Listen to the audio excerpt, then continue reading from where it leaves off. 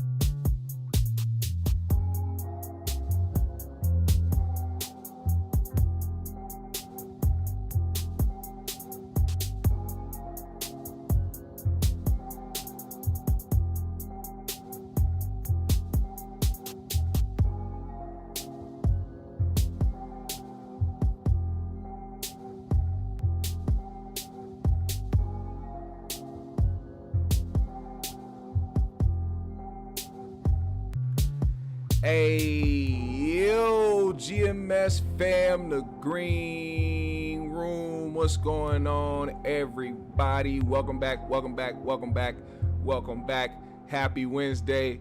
You know what time it is. We have to discuss what's going on out here in the realms that you guys pay attention to, which would be mostly the 50 realm. We do have lots of other topics, man. It's funny because, a lot of people be like, man, that's all you talk about. But it's like, that's like the main thing that people want to see when they come over to this channel. I mean, we do talk about a lot of the topics. We got a lot to discuss once we get past some of this Corey and Godfrey and Donnell and Aries Spears talk. But we have to start out with what we got to start out with. Now, first and foremost, as always, y'all know what the drill is. Hit that like button on the way in. Share this live. You know where to go. You know where to be. You know where to send the folks that you know. All right. Shout out to Zane Vicious. I see you. Money Mar is in the building. Terica, what's going on? Glittery Bubbles, Samajin, Steeler Lee, Glitter. Oh, I see you. Meatball is in the building. Hey, GMS, great work you're doing. Appreciate you, Meatball. I appreciate you. Amir Stanfield is in the building. Toke Champs podcast is here, man. What's going on? Hey, make sure y'all tap into that live chat. I see you. I see you. He said he knew not to go up during general. What's your addiction at General Hospital? See, Zane is somebody who loves the WWE. All right, WWF, WWE. I follow that man on Twitter, and I just see a lot of wrestling content. But then when it comes to popping up to the show, his main focus is General Hospital. Why? What is your undying allegiance to General Hospital, man? Can't you go back and watch it later or something, man? What time does it come on so I can go live right on the dot every single time? I'm gonna start every time. Glittery Bubble says starting to look like SummerSlam for comedians. Yeah, it's starting to look like a shit show right now. It's getting really interesting. All right, really interesting. I want to make sure we get to this stuff when we can. I'm gonna put this up on the screen though. So last week we talked about the fact that Godfrey ran into Craig Fax at a comedy club, right? And what happened was they had a small discussion brief, one of those, hey, you know, hey, what's going on, man? How you doing? What's going on with your man, Corey? Oh, man, I don't know, man. Y'all gonna have to figure that out. Oh, well, you know, just let him know that I found him to be a brother, man, and I don't want to have to do this to him. I don't want to have to go back and forth and do all this extra stuff. I love Corey, man. Corey, one of my day ones, man. I can't do that to him. And Craig was like, I'll pass along the message. So Craig went on 5150 and said he ran into Godfrey, and it did not stop there. See, Corey had an option. He said, you know what? Seeing as somebody I came up with doesn't want to engage in a back and forth because he says he has too much love and respect for me, I'ma just lay off. Even if I feel like I can't mess with Godfrey no more, I'ma just leave it where it's at. Yet that did not happen. Corey doubled down in the disrespect, calling him gaming and telling him that his career wasn't nothing. He's not a headliner. He should come open up for Corey. It's funny, man. The comedians that Corey falls out with, he's quick to tear down their talent. And honestly, I see that to be a situation where I think Corey feels like he has to down somebody else to feel better about himself. I could be wrong. Maybe he truly feels like he just is the shit and everybody else around him ain't shit. But I mean, we see the go-tos, man. The go-tos are way too easy, man. It's way too easy to see, oh, okay, well, you know, this person's replied to Corey or said something about Corey. Okay, next week we're going to hear about how gay they are or how they suck on stage or how they just, you know, ain't shit of a person. We gonna find out something about this person. Now, when it comes to the Donnell situation, like I said before, Corey is justified to feel how he feels with Donnell because Donnell went out of his way to interrupt his set to defend his friend. He knew he could have did that after Corey's set, or he could have ran into Corey somewhere else and talked to him face to face, but he decided to interrupt his set, which even Donnell says is an unwritten, unspoken rule in comedy, especially as a comedian. You do not go up and heckle another comedian's set. But yet Donnell did that, and what came from it is this. All right? So I say Corey's justified to feel how he feels towards Donnell, regardless if you agree with his opinions about him or not. Now, when it comes to this Godfrey situation, which, you know, hopefully Godfrey doesn't flag me for this, you know, fair use. We're just trying to, you know, see what was said about a certain individual. Hopefully he sees this and doesn't want to, you know, doesn't want to try to get this channel flagged. But yeah, so basically it kind of it's accumulation of a lot of things that have happened already. So we're going to go back to when all of this with the Donnell situation. So the reason why I even brought up Donnell was because that's what triggered this whole Godfrey situation. Godfrey heard about what happened with Donnell.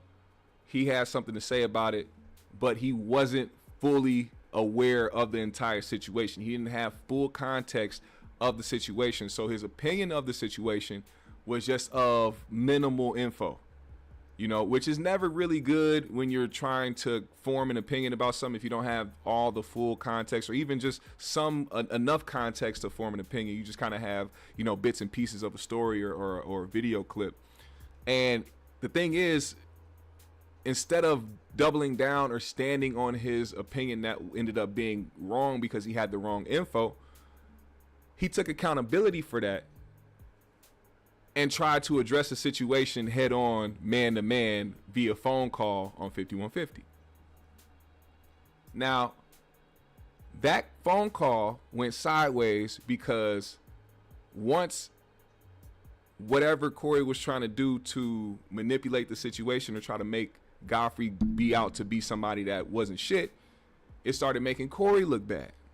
Because now Corey started moving the goalposts and bringing it to other places, instead of trying to come to an understanding as a man to man, about what happened and be like, well, you know what, Godfrey, you didn't get the information right. I appreciate the fact that you called to get clarification. Something I don't think Corey really does before he goes and jumps out the window to talk about anybody on his show. But that could have been that. But to me, that was when the animosity and the turmoil began, and where Corey felt like he couldn't really mess with Godfrey. Now you fast forward to recent times.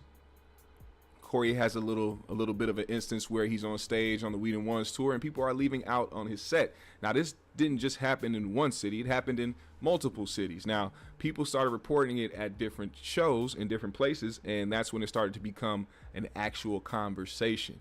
Now, I know Corey feels some type of way about this, but he also is somebody who isn't foreign to people walking out of his shows. So that was another thing, too. I don't think people understood how much, like, I think it didn't matter to Corey, or he wouldn't have cared at all, because it's happened to him before, and he understands his type of comedy where it will most likely send somebody out the door because they might be uncomfortable. It most likely got to him because he felt like people thought he cared. So, like, that's another thing. Like, there's different levels of being mad. Like, you can have something not bother you at all, but people trying to force you to be bothered by it will bother you. So now you're mad, trying to say some things or defend yourself in certain ways, making people think that you're trying to take up for yourself and make yourself feel like you have to, or make you feel like that situation bothers you so much that you're coming up with excuses. In reality, it just is bothering the shit out of you that people think you're bothered by the specific instance. You know what I'm saying? I'm sure we all have dealt with that before. Now, Godfrey went to talk about the situation on his podcast, and next to him he has a co-host by the name of Akeem Woods. Akeem is a openly gay comedian, and I have to say that not because we have to identify him as a gay man, but because it's very clear why he has a certain issue with the things that Corey says when it pertains to the LGBTQ community. He's a gay comedian. He had some things to say about Corey. Now, mind you, Godfrey and Dante, now Corey I guess he had enough sense to realize Dante was backing him, but for some reason he didn't realize that Godfrey was defending him as well. Now, I will say, I kind of predicted that. I mean, everybody did. I'm not going to try to make it seem like it was some revelation. I mean, it's very obvious what was going to happen, but I just predicted that it was going to be an instance where Corey was only going to pay attention to certain things that happened, like when they were reading off comments from the people in their chat. One of the things that was said was, "I guess this makes Corey mild," and Godfrey started laughing at that. So when you laugh at certain things like that, it'll make somebody feel like you're trying to diss them or that you're trying to make fun of them being a certain way. Now, oh wait, hold on, let me see what y'all saying. Aaron J said, I caught on to what Corey is doing. It can go really good or really bad, but I see the chance that he is taking. Zanvich said he can claim insanity if them libel suits hit. Antoine Film said, nah, Godfrey got in his feelings and Corey knows how to get under skin. Okay, explain. Miss Universe said, Miss Universe Soul said, Corey been wanting to be a part of the old lady gang for years. He already got his hats on deck. Oh, gossiping ass Negro. Edward Stone said, GMS, I mess with you, but you told that all wrong. Oh, okay. Well, correct me if I'm wrong, please. It's been a minute since the first Godfrey thing happened. If I told that part wrong, I am not afraid to be corrected. Please help me correct that if I said that wrong, Edward. Please. Let's get it right over here. We like to get things right. If I was mistaken of how that went, let me know. I'll read that off, brother. GMS said, Justin said, GMS, will you give your thoughts on Nate later? I think I missed that whole Nate shit. I kept seeing people in the comments saying something about a Nate. I wasn't even paying attention. I'm telling you right now, I don't watch all of the 5150 episode. I just kind of like see certain parts and keep it moving. So let me know about that as well. Infinite Umber said, Corey talks about people all day and cracks crazy jokes as a comedian, but is the most sensitive old ass dude out here. Now, so anyway, fast forward here, waiting for the correction if Edward can help me. Now we get to the point where Godfrey, he definitely defended Corey. He may have laughed and said so, and then when he talked about that Corey brings this on himself, I don't think that was a way of dissing Corey. I think that was just looking at it from a reality standpoint. If you are somebody who is known for causing controversy, known for talking about people in a reckless way and saying things of how you feel, even though Corey, that's the thing, people that watch him will take his word for it. Oh, he's just saying it because he's real and he's just saying it how it really is and he's telling the truth. So because he's telling the truth, why are people getting mad at the truth? The same reason, Corey, that you get mad at people for saying truths about you.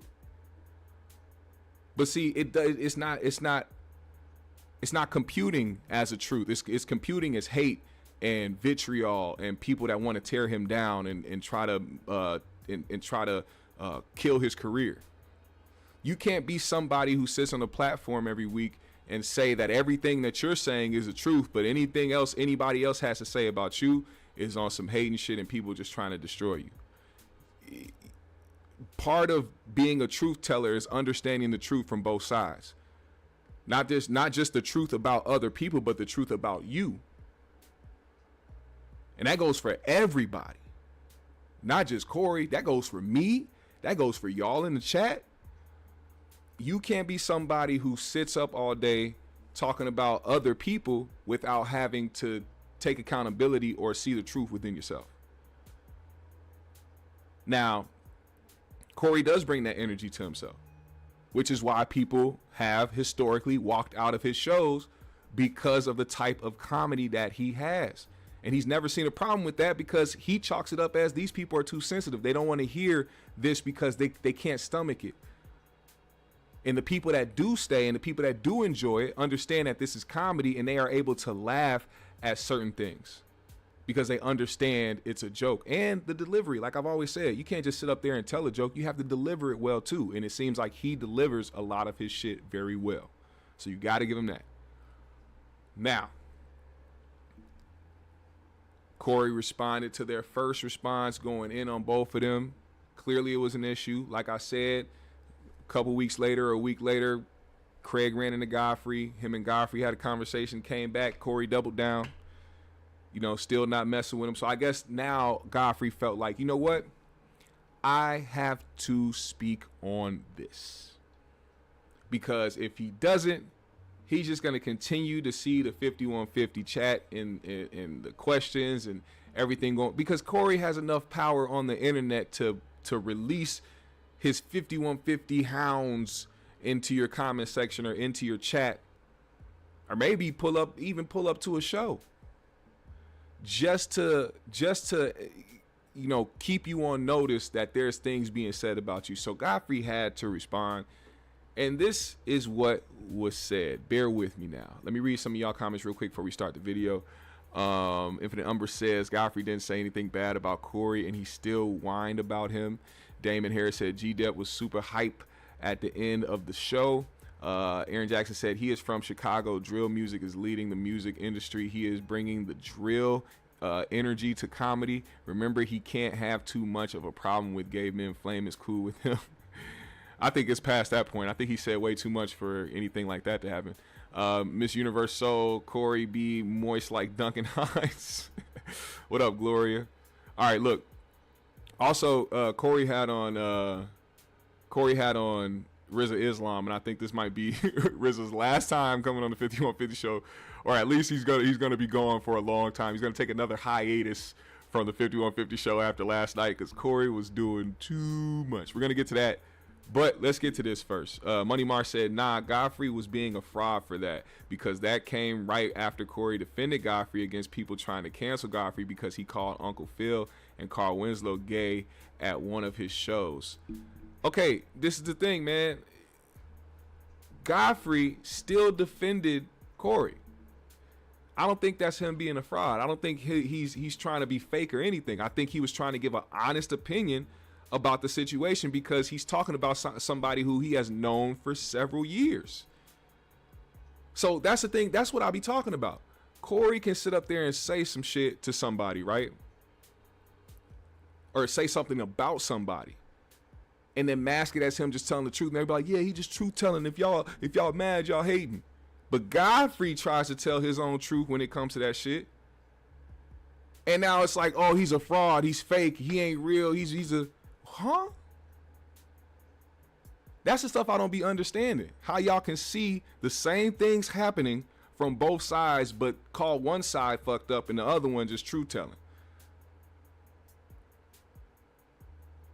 I'm just saying. But let's get this video going, man. This is Godfrey's response. He went live last night during the 5150 show, and this is what he had to say in response to Corey. I gotta bring this up. The news. Oh man, it's not. I don't even know if it's news, but it's played the fuck out, man. Everybody keeps coming to me and they're saying, "Man, what's up with your boy Corey? What's up with your boy Corey?" I go, "What now? What the fuck now?" I was like, "I didn't do anything, yo. I didn't do anything."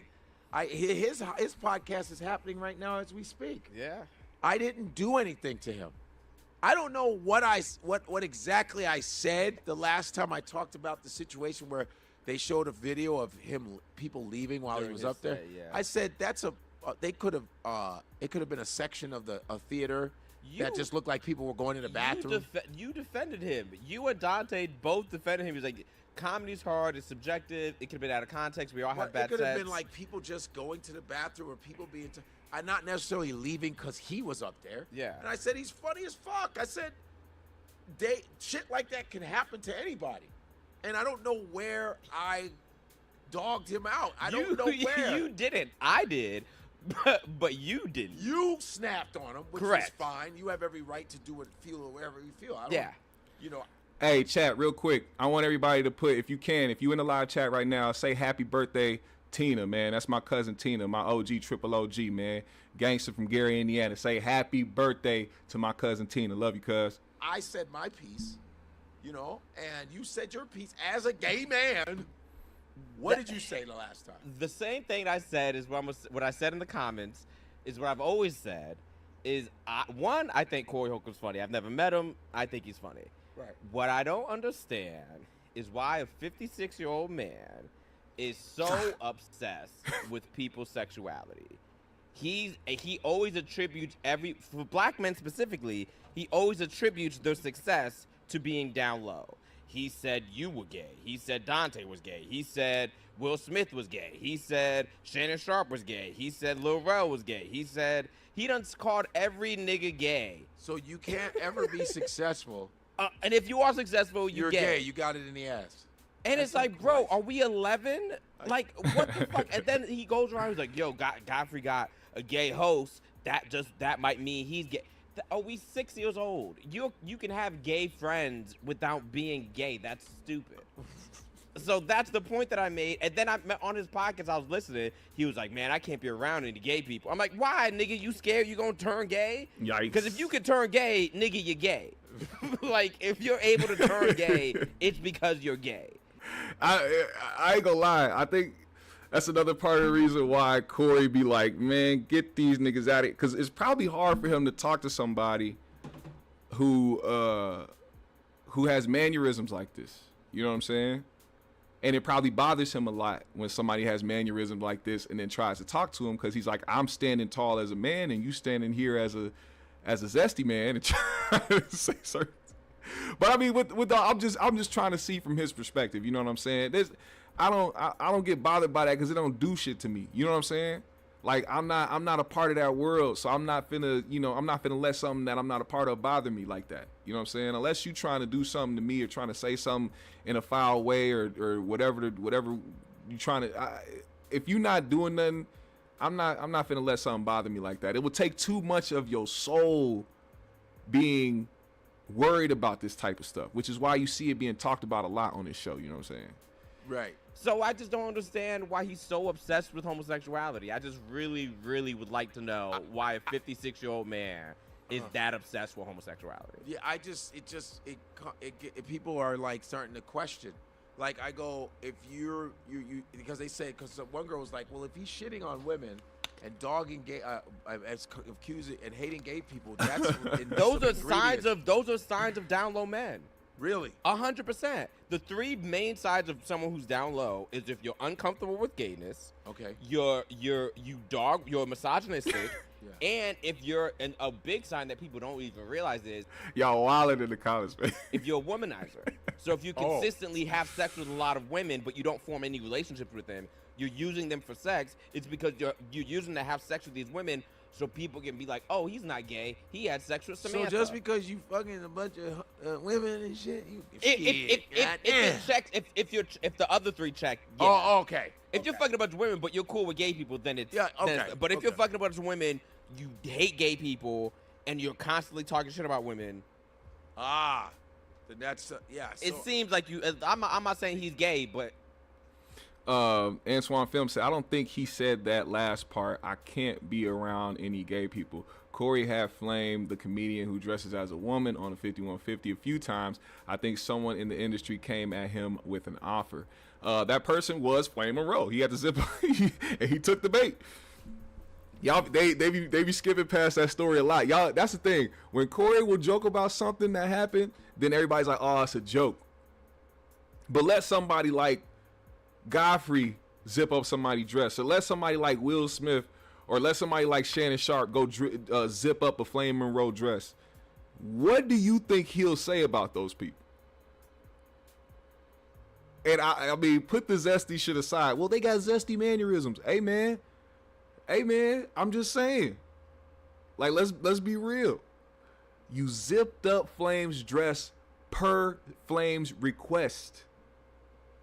For somebody who is against a lot of this shit that he be talking about, he should have never did that. Also, it brings a theory. Maybe Corey is so fixated on trying to know who is and who's not gay because something about somebody in that world or in that community will manipulate him into doing something that he probably doesn't want to do. I think he knows that gay people have this some sort of magical spell over him where he has to put up his defenses extra strong or else they'll get him, or else his cheeks will get clapped. We got to do something about that. And no, that doesn't mean he's closeted. That means there's something that has been wired into his brain while he's been living in LA where he's trying to run away from it. I don't believe Corey's in the closet. I don't believe Corey is down low. I think that he is in an atmosphere that is trying to snatch his booty hole soul. And he's trying to get away from it, which is why people say, hey, man, you need to move. You got to move, brother. You got to move. If it's something that's taking over your soul, you got to move, brother. Just a theory. Here's the thing that I could be wrong. As a straight person. I want to know if somebody's gay because I'm attracted to men. So, for instance, if we're talking about men, I would want to know if Michael B. Jordan's gay because he's hot. But if you're straight, why do you care if someone's gay? You're not trying to sleep with them. Right. So why do you give a fuck? Right. Like, you wouldn't want, like, you're straight, so you would want to know if a woman's gay because you want to sleep with that woman. Yes. So if you want to sleep with, like, whatever made a woman. Janelle Monáe. Exactly. Yes. If you want to sleep with Janelle, you're going to be like, yes, I hope. do.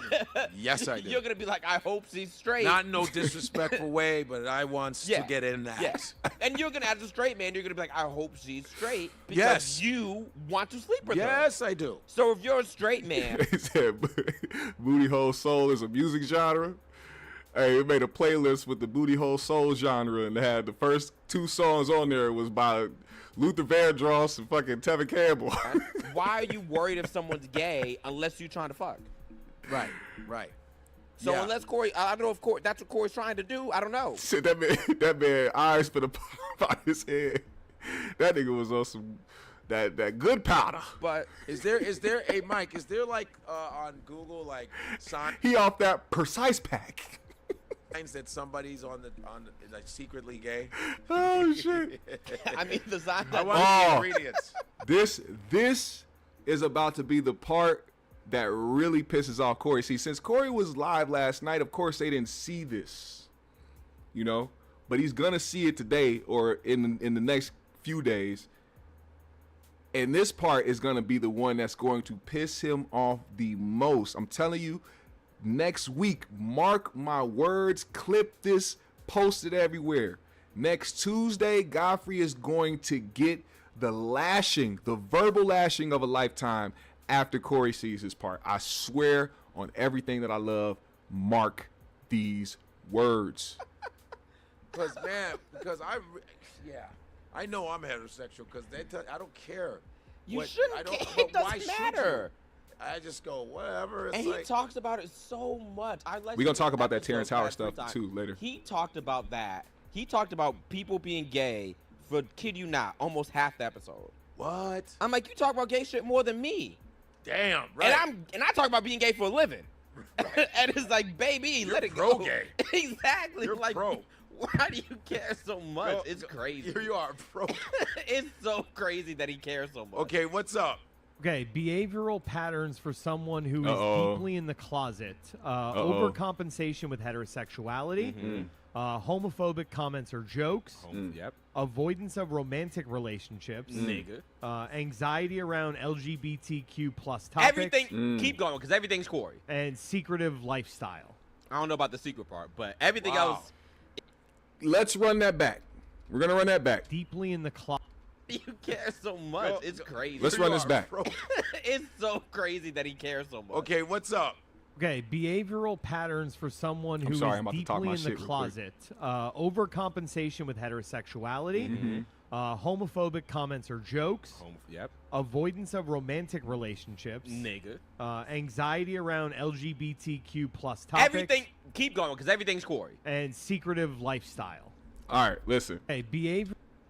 listen, man.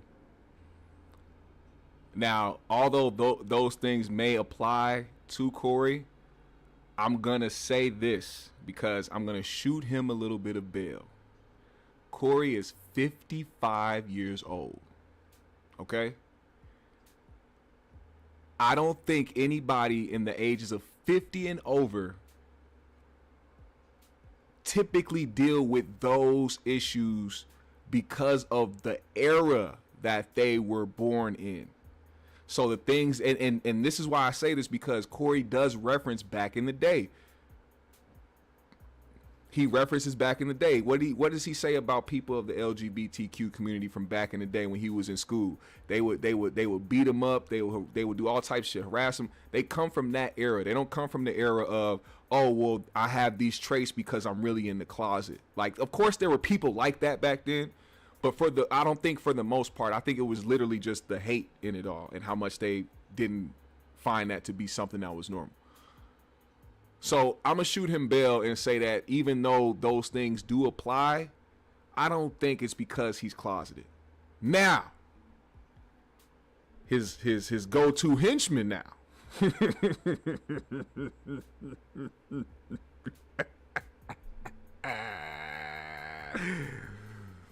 He has a buddy old pal who likes to feed him information of people he doesn't like. You know, this guy likes to dox people and, you know, find out where they live, where they work, their phone numbers. You know, he likes to go on social media and take pictures off the internet of these people and put horrific things on t-shirts as a way to taunt and to try to troll other people. But see, that person seemed to live a secret lifestyle that was sort of put on blast on this channel at some point. You know, if you haven't seen it, it's in the lives if you want to go look for it. I'm not gonna post it here, but it is in the atmosphere.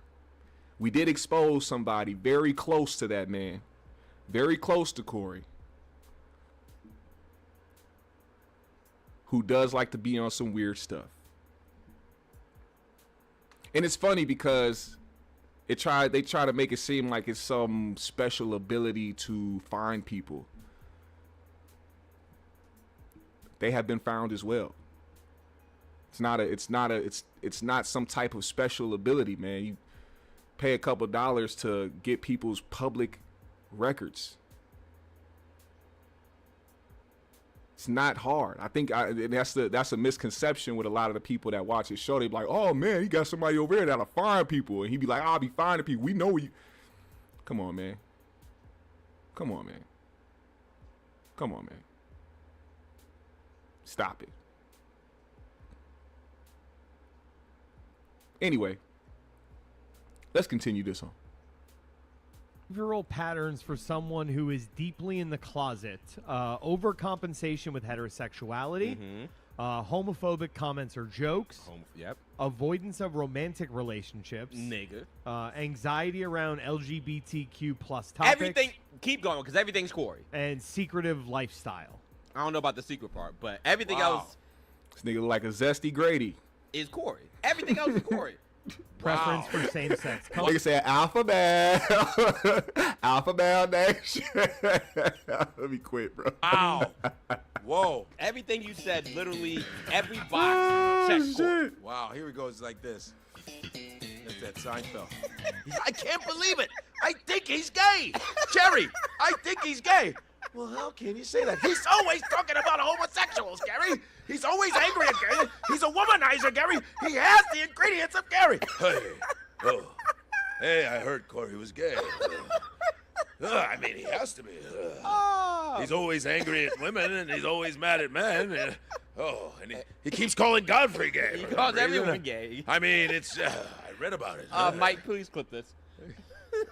I don't know. Well, why in the world does he keep talking about homosexuals? I don't understand it. He keeps talking about homosexuals. Listen, Jerry, I swear to God, might be a homosexual, Gary. Godfrey will hold on to a bit for a long time. Still Elite, thank you for the $9.99 in the super chat. He said, I'm still not going to say Corey is gay, but I do believe he has a personal jealousy or envy towards his contemporaries who made it either by playing the game or maybe doing gay activities. Yes, because imagine if Corey did not care so much about any of this and actually played along with the game. I think he would go hard in the industry. I feel like he would have been a millionaire, top comic, all that. And that probably burns him because of the simple fact that regardless if he is that way or not, his talent should speak for itself. You know what I'm saying? Like his work should speak for itself. The fact that he hasn't taken a single week off of a podcast that has been running for 10 years plus. You know what I'm saying? Like, and that's where I empathize with him when it comes to his frustration with the industry. We know Corey is capable of making it in the industry. We know he's capable of stepping on stage and headlining his own tours and his own things like that. We know that he can make a special. We know that he can act. We can put him in shows. You can put him in a movie. You know he can handle his own. But because of how he has seen the industry from his lens, I can see how that could be depressing. I can see how that could be unmotivating. But he has continued to push forward, and you got to give him credit for that. I don't know. Gay Seinfeld is what I'm going to label this segment. I don't understand. What's going on with... If you're not homosexual, why are you worried about other homosexuals? I don't understand it. Whoa. Whoa, I like pussy. I know. But I don't know. It's just, and this is not me calling Corey gay or anything. It's your assessment. Yeah. And I'm like, I don't know why he's including me as if I put him down. I have been nothing but supportive of Corey Holcomb. Nothing. You called me gay the first time you said I had a gay roommate, which wasn't true. And, you know, you called me. You keep calling me that. I don't get it. Yeah. I don't understand. And See, now that's the thing, man. Like,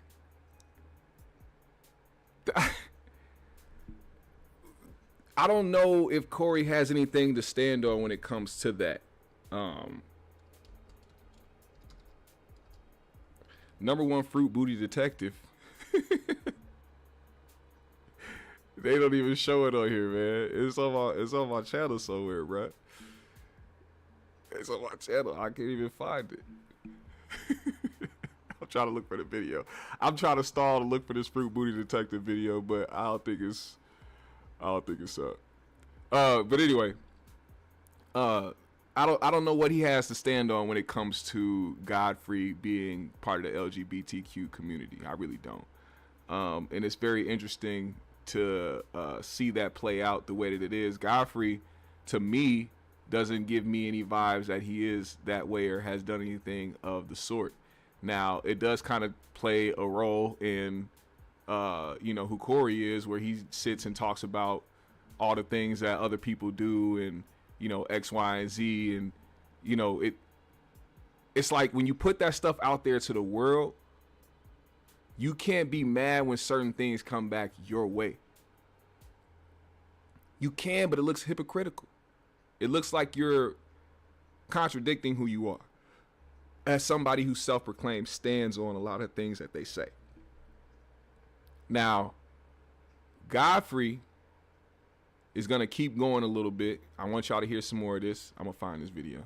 And then I think he was talking about my comedy isn't that great. I don't give a fuck about that. I'm not in competition with you. First of all, any comic that talks about my comedy, I don't give a fuck about you. I really don't give a flying fuck about you. And a lot of comics, I don't even respect your shit in any way. Yeah. So I don't care. I'm not in competition with nobody. I don't even want to be on a flyer with you. Yeah. I don't be on those flyer shows because I don't. And this is not there's a lot of good guys I know in comedy and women I go, but most of you motherfuckers, I'm not in competition with you. I don't give a fuck what you think about my I really don't. Because they're not buying tickets. You're not buying tickets. Listen, we've been in the game long enough where people come to see who they like. Yeah. The motherfuckers that come to see Chappelle, see Chappelle. People that see Cat, see Cat. People that see Earthquake, see Earthquake. People that see Burr, see Burr. People that see Sam Morril, see Sam Morril. People that come to see Taylor Tomlinson, come see Taylor Tomlinson. Yeah. People come to see who the fuck they want. Yeah. Period, man. Nothing you say is going to affect my motherfucking ticket sales. No. Nothing you do. Yeah. Nothing you do. I don't give a fuck if you don't like my comedy, please. And the person that doesn't like my comedy, I may like their comedy. I don't care if you don't like mine. I'll go like this. Yeah. I like your shit. You don't have to like mine. Yeah. I don't write my comedy thinking about you if you like my shit. Yeah. I really do not give a fuck. Because I know my style of comedy. I'm a different detective. Meet Corey Holcomb, the #1 fruit booty detective. Always pointing them out, always getting it right. With his companion by his side, Marcus. Not no more. This FBD veteran doesn't let nothing get past him. Just look, wait, who is that? Is that Ryan Davis and Pink Fox? See, what I tell you, intuition. So don't you come round here with them fruit booty tendencies, because Corey Holcomb will call it out every time, because he is the #1 fruit booty detective. Listen, man. If this ain't who Corey Holcomb is to a T, I don't know what is. If there was a agency that could discover and find out and do detective work to see who is gay and who is not and who's in the closet, Corey would run that entire precinct with flying colors. 10-star Michelin, man. Cadaveral commander. This nigga would never step down from his sheriff's seat. This nigga's the detective and the supervisor. Now, I see the question. If Godfrey isn't gay, why is he so defensive? Well, any reason why a straight man would want to be defensive when somebody tries to say that he is not straight. The same way that Corey got so defensive when Tasha K was trying to insinuate that he liked butt play that he decided to actually sue Tasha K. Now, some people are like, well, why won't people sue Corey when he calls them out? Maybe it's because there'll probably be proof that they are gay. Well, I mean, you also have to understand what comes with suing people. Money has to be spent, not just from the side you're suing, but your side as well. You can tell a lot of people don't know the process of suing somebody. You're gonna have to, it's time taken up out of your day that you don't want to even have to entertain unless it got really bad. And of course, Godfrey probably already knows, man, Corey be calling everybody gay all the time. I mean, what can you do? It ain't gonna stop. It ain't gonna stop. Okay, let me read some of y'all comments, man. Let's see. Black Gold said, it's got to be frustrating when you want to have a long career doing what you love, but your path is blocked because you won't give up your manhood. Yeah, I know. That probably is a horrible thing to have to deal with. Joe Black said, agree, GMS. I got zero booty vibes from Godfrey, but if he was gay, so the fuck what? That shit ain't affecting my pockets. I mean, that's how I feel, man. If you ain't affecting my life or my money or, you know, the things that I'm doing, then I understand. But then that also goes back to, you know, the Corey conversation. I think that's where the understanding has to come from, that he's in a business that's heavily, heavily gay. And if you have a problem with that, it may not be the industry for you, even though you probably have all what it takes to succeed in that industry. If the requirements is you got to spread cheeks, then shit, that sucks. Rock Dude said, I'm so tired of these default insults. Being mad at Corey is proving his point. Hit dogs always holler. I mean, you'll get mad at somebody for falsely labeling you gay as well. That's the thing. Now, I'll be saying, like, there are people who blindly follow Corey and run with everything he goes because the way he pushes a narrative is very believable, to the point where people forget that he initiates certain things. He's Godfrey's the one person where he could sit there and call him that movie character name, but can't put anything behind it as to why he feels that way, or if he's seen something or heard something behind that. He never has.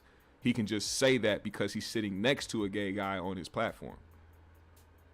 But we can't say that about Corey, even though he had Flame on his show and zipped up Flame's dress, right? Come on, man. Come on. We got to start using common sense with these comments, man. You got to think before you type.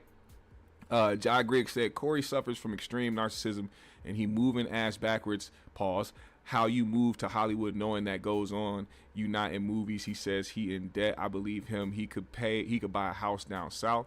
I don't think Corey necessarily knew when he was when he came out to LA. I don't think he necessarily knew how the industry was then. But as you continue to find out what's going on and you stay,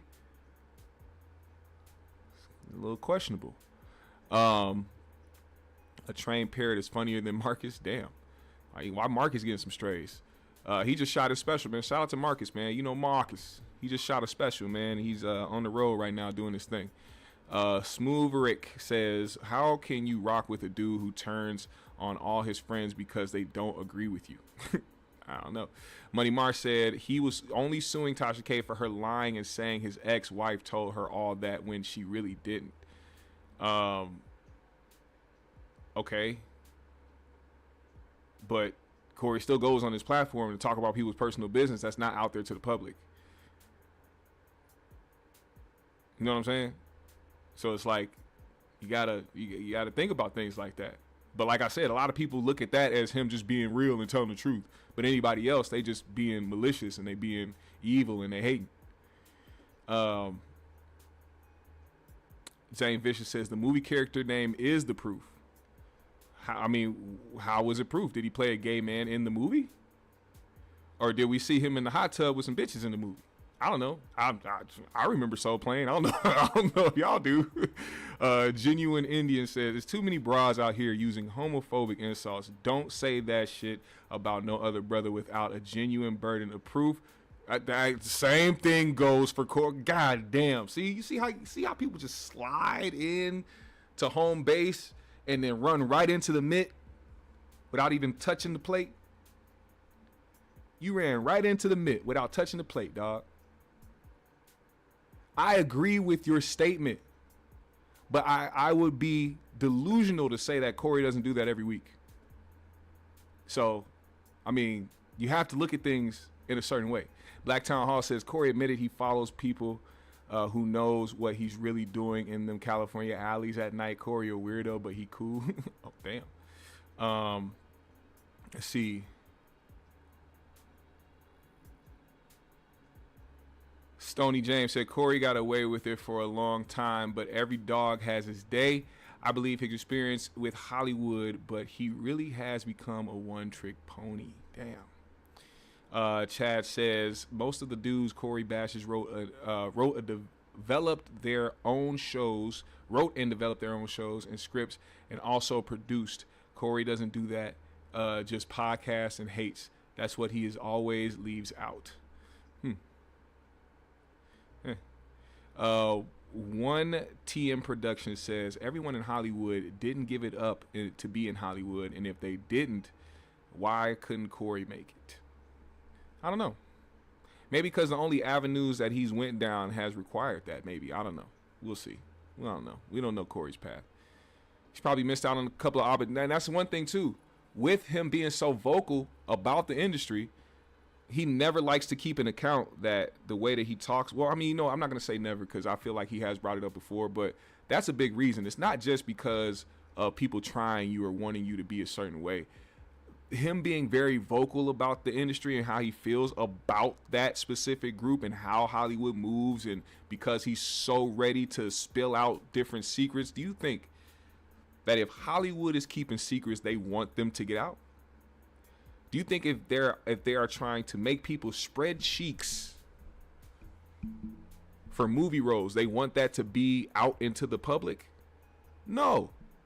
So the one thing they're not going to do is hire Corey for any jobs because they know everything is going to get out there. And not only that, but him even going as low to the hairdressers and makeup artists and stuff like that. Do you know how many gay hairstylists and hairdressers and makeup artists are in Hollywood? All these people will not want to mess with Corey just because of his opinions about that group. They don't have to see it from his perspective, and that's another thing. You already know how society is. They're not going to see anything from his perspective as not homophobic. They're not going to look at it from his standpoint of him just telling the truth. So of course, those opportunities slip away from him because of him being very vocal about it as well. But we're going to get to the rest of this and keep going. Different motherfucking animal, sir. That's what the fuck. Straight up. My voice game, my physical game, all of that shit. Intelligence-wise, I'm very proud of what I've created in my lane. You know, when people say they're the kings of comedy, I'm the king of my comedy. Yeah. I'm not trying to be the king of, I don't give a fuck about any of that shit. That's all I know is the people that come and see me leave going, that was dope. That's it. And they can be the same people that like Corey. Yeah. They can be the same people that like. And they come back over and over. Yeah, they like great comics. Yeah. And I compliment, there's comedians that may not like my stuff, but I compliment the people I like. Yeah. For me, that make me laugh. I don't give a fuck. Paul Mooney could have said, nigga, I don't like your comedy. I never laughed. But I laugh at Paul Mooney.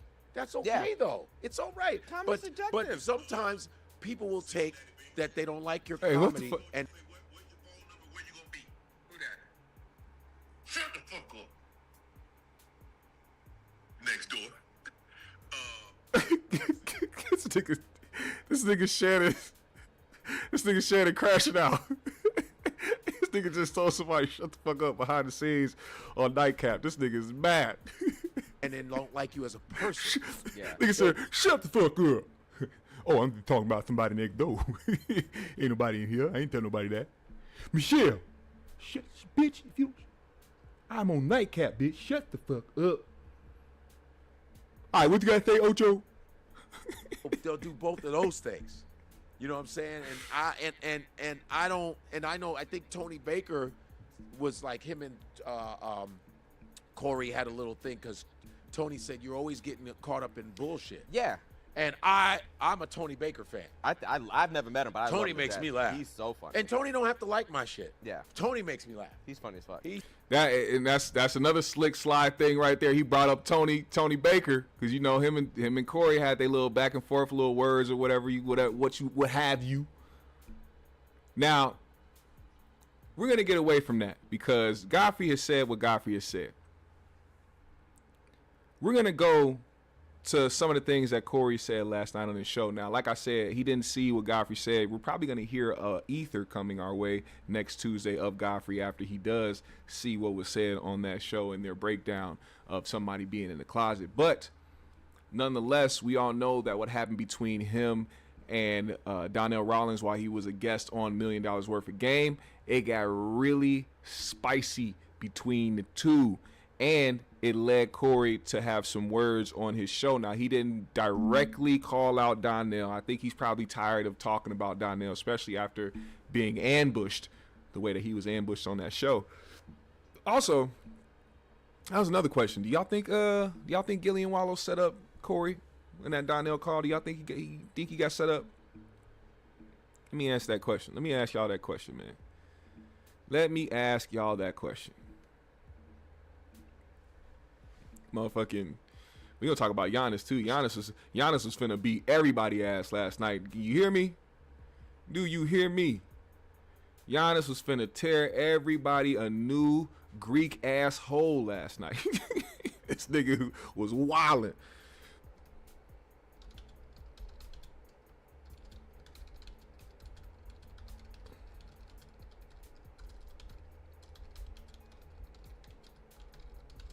All right.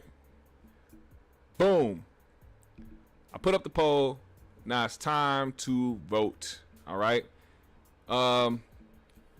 Damon Harris said people have been saying Corey a one-trick pony, but the reason he can stay within the women bashing zone is because he has always finding new ways to say something and new perspectives. That's why he has a cult following. Also, you gotta understand too, if it wasn't for the red pill community, if it wasn't for people like Kevin Samuels and people like that, I don't think that style of comedy would be as popular as it is today.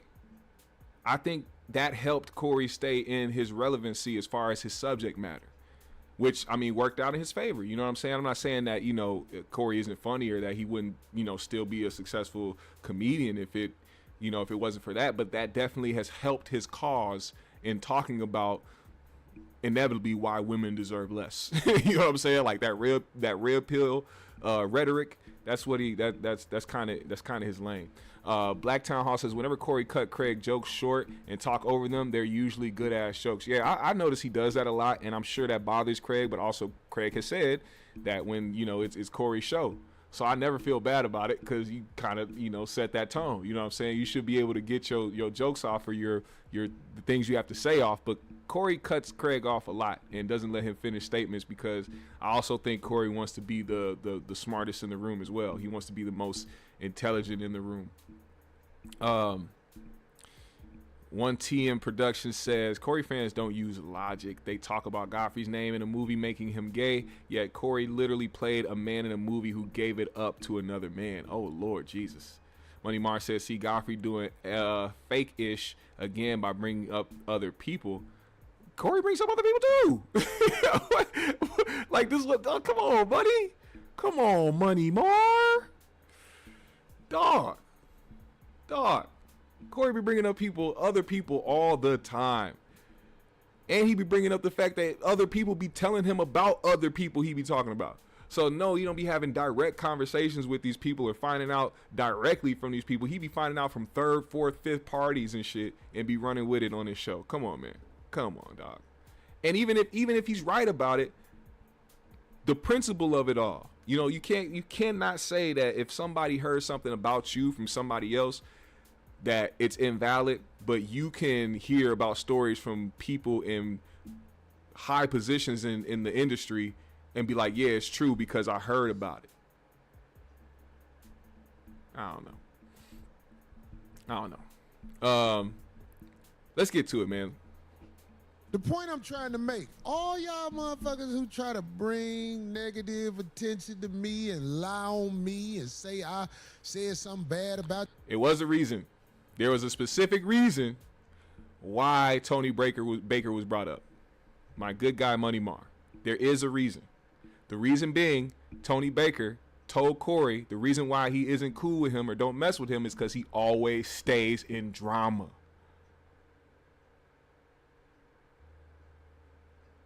And then on top of that, everybody has good things to say about Tony Baker. So when you have Corey now trying to put on blast that Tony Baker came up to him to try to make it seem like it was some weird move on Tony's part, when in reality, you 55, you shouldn't care why a man don't talk to you or don't mess with you when he see you in public. It shouldn't even have bothered you. That lets me know he wants people to like him. And then when he finds out that they don't, he be on some, man, I don't give a fuck. Well, if you don't give a fuck, you shouldn't have even approached him in the first place. It shouldn't even have bothered you. It shouldn't even have been on your radar. It should have just been somebody else who don't mess with Corey and keep it moving. Right? As a man. Especially if y'all not friends. about your kids and all that shit. It's not gonna work, y'all. I'm on a mission, dog. I'm still here because I got a mission to motherfucker let the world see. Real motherfuckers ain't finna fold because y'all motherfuckers don't like what the fuck I say. So y'all can motherfucking make it seem like me headlining a major tour across the United States of America wasn't a plus. It was a major plus. And I knocked them down. Y'all motherfuckers can hate on me all you want. It's not gonna work. You could put me out there with the Lions. Me and the Lions gonna be kicking it. You can't run with the Lions, motherfucker. I'm talking to all you motherfuckers who sarcastically and intentionally try to make it seem like Corey's a villain. Corey ain't no villain. Ask the people who know me who I am. I sure ain't no perfect motherfucker, but I ain't no villain like y'all make me out to be. So all you men who don't want to admit you sleep with men, because them the ones with the problems. The men who sleep with men that admit it, I got better respect for them than I have with men who don't want to admit it, because it goes back to that insecurity thing. That's what we're going to talk about today on the show. Insecurity is a motherfucker, man. People who got power, who are insecure, can destroy the world. There's studies on this. When you got people who are insecure in places of power, I'm bold enough to say this. The president of this nation married a bitch he bought. That's a form of insecurity. And he not only was the president once, he was the president twice. So you see how this country is off whack. Got a point. I'm not knocking nobody, but I'm saying if you bought your wife, that's a form of insecurity. Aren't we all insecure? In a way? Of course we all got insecurities, but I'm talking about some people can be labeled as insecure because actions that they do that are insecure are basically how they move through the world. Right. Like this is what they do. People who lie about their position. I ain't trying to start no shit, but I was talking about the lady who calls herself a doctor, Miss Bryant. That's a form of insecurity when you lie about who you are. And check this out. From what I understand, she's fake doctor, bitch. that juice with the NAACP. Somebody said she the president of the NAACP. I don't know how true that is, but I'm saying, like, if we got a lot of insecure people in power, then this world is going to be ran in a way where it's disruptful. Where's the wake up, look the world in the eye, handle what you got to handle, and keep it a buck? That's not what's going on no more. That's why everybody jammed up. Everybody jammed up. We got motherfuckers out here talking shit about Shannon Sharp because he is jammed up right now. But when he wasn't jammed up, it was all good. Oh, everybody wanted to, you know what I'm saying? Wanted to be on his show, wanted a piece of it. And what is he jammed up for? His sex life getting out there. That's how they jam everybody up. That's what I'm saying. Just think about it. Yeah. You know, me and Shannon Sharp ain't always saw eye to eye on shit, but I'm not stupid. I mean, I know he got some issues because I think he like to choke bitches. That's some shit niggas do. It ain't just him. I know a lot of niggas who like to choke bitches while they fucking. And then just dealing with young. You know him girl. too, don't you? Young girl. Who? People who like to choke. Oh, I thought you meant Shannon. I was like, I never met. How could you? No, you won't, Shannon. You know what I'm No, saying? I did not. I just got Oh my God, Oh D, my you God, I can't fantasize about Shannon. Who It's said that? You said it on the show. I did not say it. Oh my God, dude. It's just Shannon Wait, don't want you. You're going Shannon really want far. a young Uh-oh. No, girl. you're going real far now, homie. Don't Am be- I lying on D? Do you want Yes, us to you pull up are. receipts? You always. Yes, You're like, please. oh, Shannon, ooh, I said he- ooh, no. ooh. But Why- Shannon he don't putting want that on you. him. He putting that on him because I don't want you. So you're putting that on it like that. All I said was the man's good looking. Ooh, Oh, D lightweight exposed Corey right there, man. I'm not gonna lie, she lightweight exposed that man. I can tell you right now, if D and Corey never smashed a day in their life, you already know Corey done tried to hit that multiple times over the years. And the fact that D has been so solid to him over the years. She ain't left because she realized that's just how he is. That's just a man. Man gonna try to smash whatever. Now, she ain't gonna say that specifically. She's not gonna say, oh, Corey tried to hit at one point, because then it's gonna cause some type of, backlash on her end that she don't really want for years to come. Like, Corey's gonna be on her ass forever. She might have to end up actually leaving the show. But putting that little part out there, because I don't want you, that can be interpreted in so many ways. So many ways.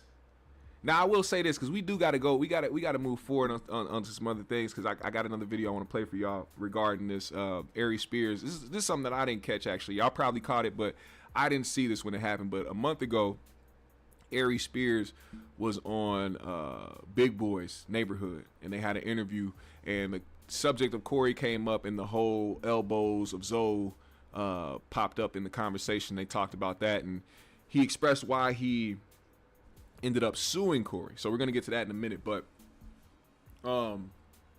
Corey talked about during this show that people are trying to make him out to be the villain.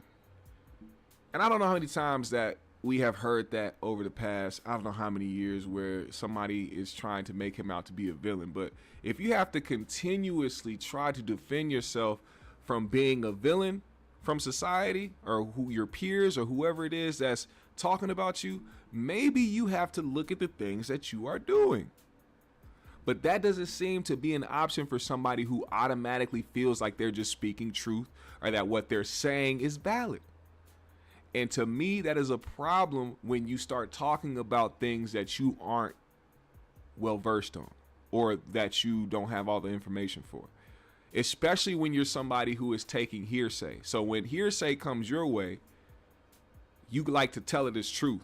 But when hearsay comes other people's way about you, it's a different story. I'm just trying to level the playing field when it comes to the logic here. You know what I'm saying? That's all I'm saying. I'm not trying to demonize Corey. I'm not trying to shit on Corey. I'm just saying you can see the obvious hypocrisies in the things that he's saying, but a lot of the people that follow him take that as the Bible and as truth. Not one person can tell us why they know the people that Corey calls out as gay is gay. Except for the people who are obviously gay. You know what I'm saying? Like, come on, man. Black Town Hall said, D can't leave now. Her brand is buried all in 5150, and she's made damn near the same enemies. Even her old school hip hop buddies can't save her. Damn. Extra Convo says, Corey sensitive. Even when Craig talked about his accident, he tried to go back to the Marcus situation. Look, I didn't like that at all, and I'm gonna just say that. I didn't like that shit. And also it kind of, and say what you want, man. I don't care if you agree with this or not, but it just further proves that I don't think Corey really messes with Craig like that. I think Craig is an asset to the show, and Craig is valuable to the show. But as far as how Corey really feels about him, it's all, you see how he has done every single person that's around him, and then blamed the people that were around him that he pushed away as the reason why they're not there. Somebody can be as solid and stay down and be as helpful and be a component to whatever platform you got going on, but as soon as something happens that gives you the excuse to shit on them, you're gonna do it. And Corey is somebody who can't take anything else serious, which is, this was actually like the perfect example of the Corey and Marcus situation, how mad he got at Marcus for joking on him instead of seeing if he was okay, right? Now, of course, y'all gonna say, well, maybe they talked behind the scenes already. Craig told him what happened, because Corey said, yeah, you told me about that. You told me about that. But did Corey, check on him the way that he wanted Marcus to check on him when he broke his wrist? Because right after he got done telling that story about him feeling some type of way, it almost seemed like Craig was getting emotional at one point, justifiably so, when you have a newborn child and then life flashed before your eyes, especially on your way to go pick that child up, and you start to think that you could have never seen that child again. that was a moment for Corey to show empathy or to show some type of care for his friend who felt some type of way about what happened. But instead, of course, he can mask it behind, oh, I'm a comedian, I'm just telling jokes. But it's a time to tell jokes and it's a time to be serious. Also, I think he has thrown way too many unnecessary shots towards the mother of Craig's child. Now, granted, they probably have a different story behind the scenes. Maybe Craig doesn't care about that. Maybe Craig has no care in the world about what is said about his baby mom. But at the end of the day, I don't care if me as an individual, I don't care if you have a strained relationship with your baby mom or that y'all don't fuck with each other. If you don't find it to be cool or acceptable for somebody to disrespect your baby mom, regardless of the things that you have, the feelings you have for her or against her, I'm not finna go out my way and disrespect her just because y'all got issues. That's the mother of your child. But it seems like Corey has had some things to say in that regard. Hella insensitive for that moment.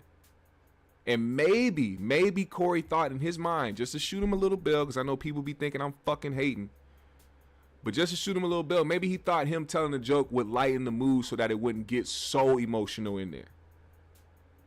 Just to continue on with the show because they have a show to do. But we're talking about early on in the show, within the first 10 minutes or so, this came up. So they had well enough time to, speak on that and get past that and get on to the show further on without it having to cut that tension, basically. So, yeah, I don't think that was cool.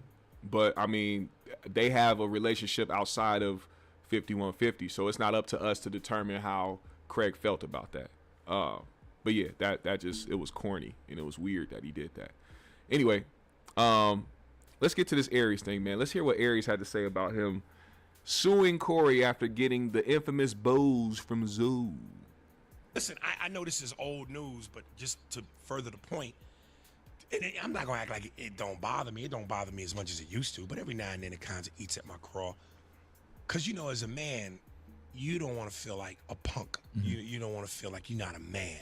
Right. And, people go, man, that thing with Corey Holcomb and Zoe Williams and you ain't do nothing and blah. No, I did do something.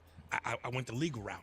Because if I would have did what the streets would have done or told me to do, I love that line in the Tupac. God damn, Money Mar, do you have an excuse for everything? This nigga is the ultimate Corey defender. God damn. Hey, man, I got love for you, fam, but at some point, you gonna have to start using logic, my nigga. You gonna have to start seeing things for what it is, man. I get it. 5150 Nation, man. Chat room goon. Yeah, Corey's the greatest comedian ever. Whatever you feel, but nigga, we talking about empathy. We not talking about jokes and comedians, because at the end of the day, these niggas is human. Come on, brother.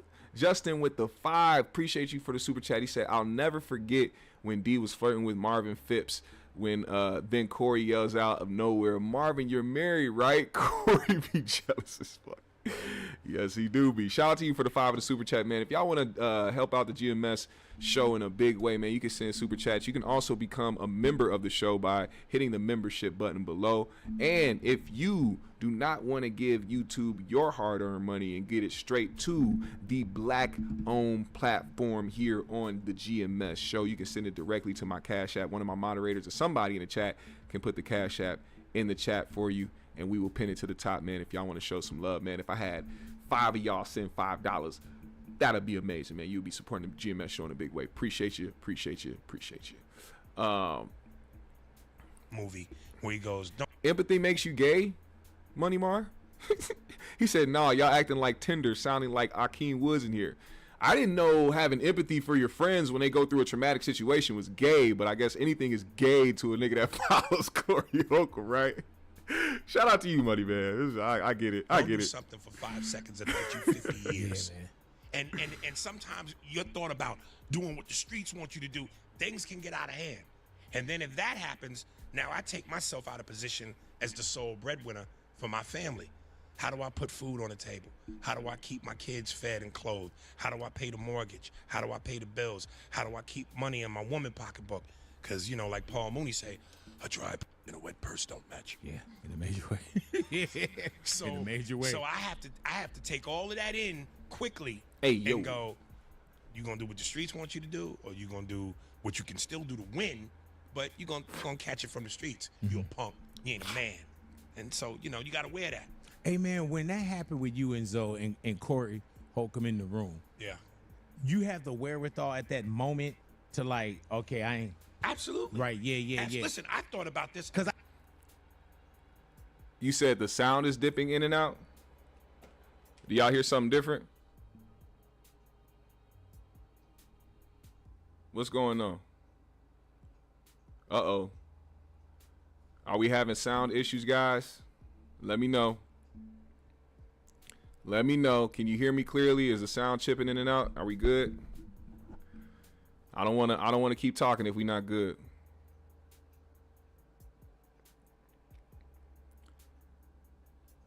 Sound is going in and out. It's good now?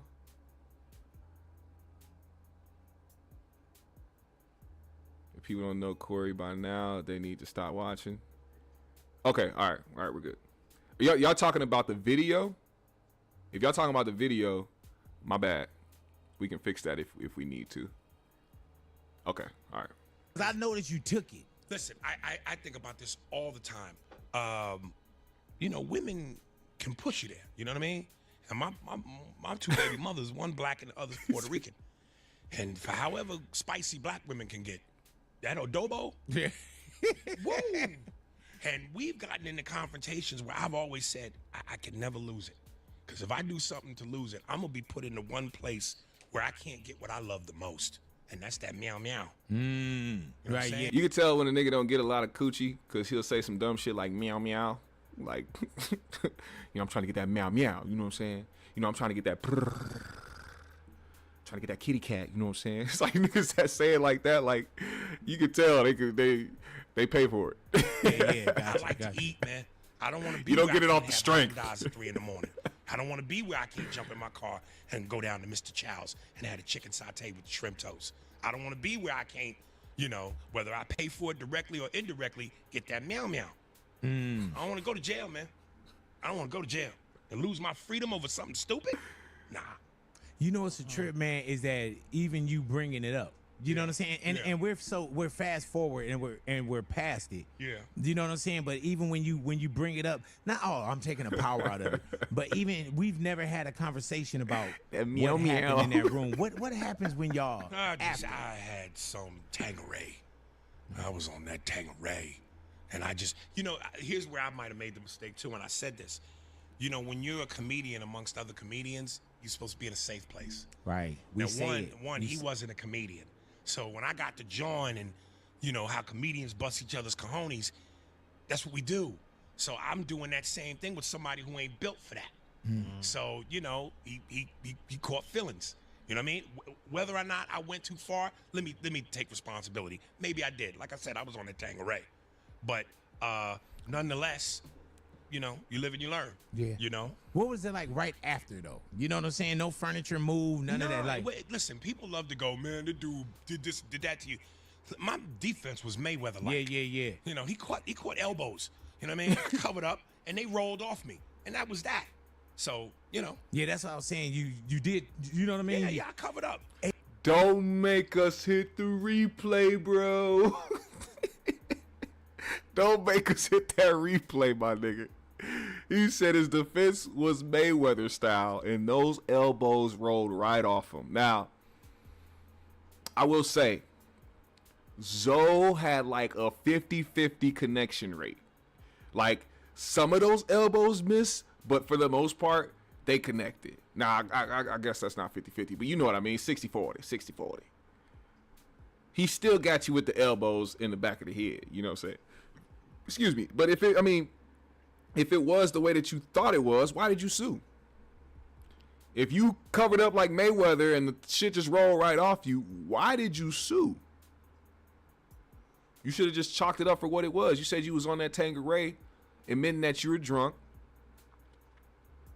And the one thing he likes to skip is the fact that there was disrespect towards D during that show. And I mean, Corey and them said this. You know what I'm saying? They said it. So you should probably take the word of the people that the altercation was with, that the reason why that happened, something that never happened on that show happened, was because they clearly felt disrespected.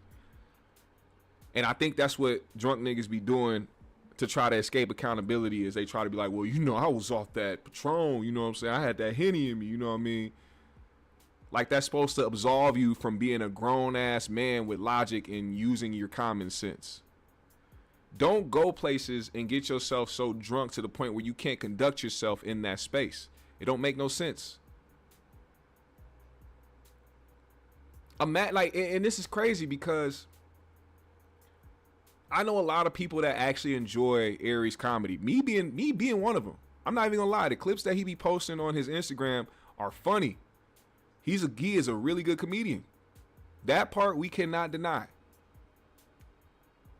But imagine if that situation never happened. How many times? Well, you know, even if that situation didn't happen between him and Zoe, him and Corey probably would have fell out at some point, regardless.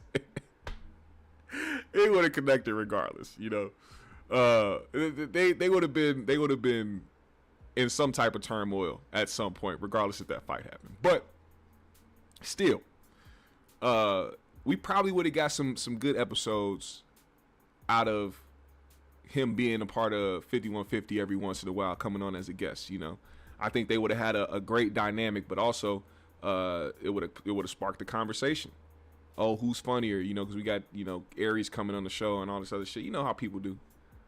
But regardless, this is what he said about his instance with Corey, and I feel like he was not telling the complete truth. I don't think he was telling the complete truth with that. We're gonna end that poll. We got 110 votes on the poll. Did Gillian Wallow set up Corey with that Donnell Rawlings call? 62% of you said yes, while 37% of you said no. Shout out to everybody who voted on that poll. 110 of y'all, appreciate you, man. Let's get to it, man. We got a couple more things to talk about before we get out of here. But in closing on this subject, on this specific subject, all in all, I do not believe that Godfrey deserves the type of venom coming his way. I don't think he deserves to be clowned in that way. I don't think he deserves to be talked about in that way when it comes to how Corey feels about the situation, because like I said, as a man, if you cannot use your logic and common sense, but you're easily, and it's funny because a lot of people be talking about how sensitive everybody else is or how emotional everybody else is, but that is the first thing that happens in these situations with Corey. Immediate emotional response, go to your show and try to air some shit out. If that isn't feminine traits, I don't know what is. And it's because his continuance of presenting himself as an alpha male or somebody who stands on what they stand on or somebody from the streets, people will latch on to that imaginary narrative knowing damn well. Because you on the show last night talking about people that's raised by women, and you were that person. I think Corey is a professional projector.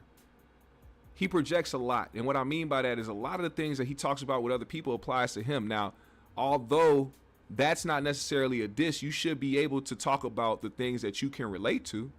So if he can relate to these things and wants to speak on it because he's developed a sense to change that aspect about himself, then go ahead. But every week we see some emotional, sensitive activities from this guy. Meanwhile, he's trying to say everybody else is sensitive, everybody else is this, everybody else is that. Oh, these men can't do this because they've been raised by a woman, so they only think emotionally. Then go on your show and say some emotional ass shit. You feel what I'm saying? That's all I gotta say. That's all I gotta say.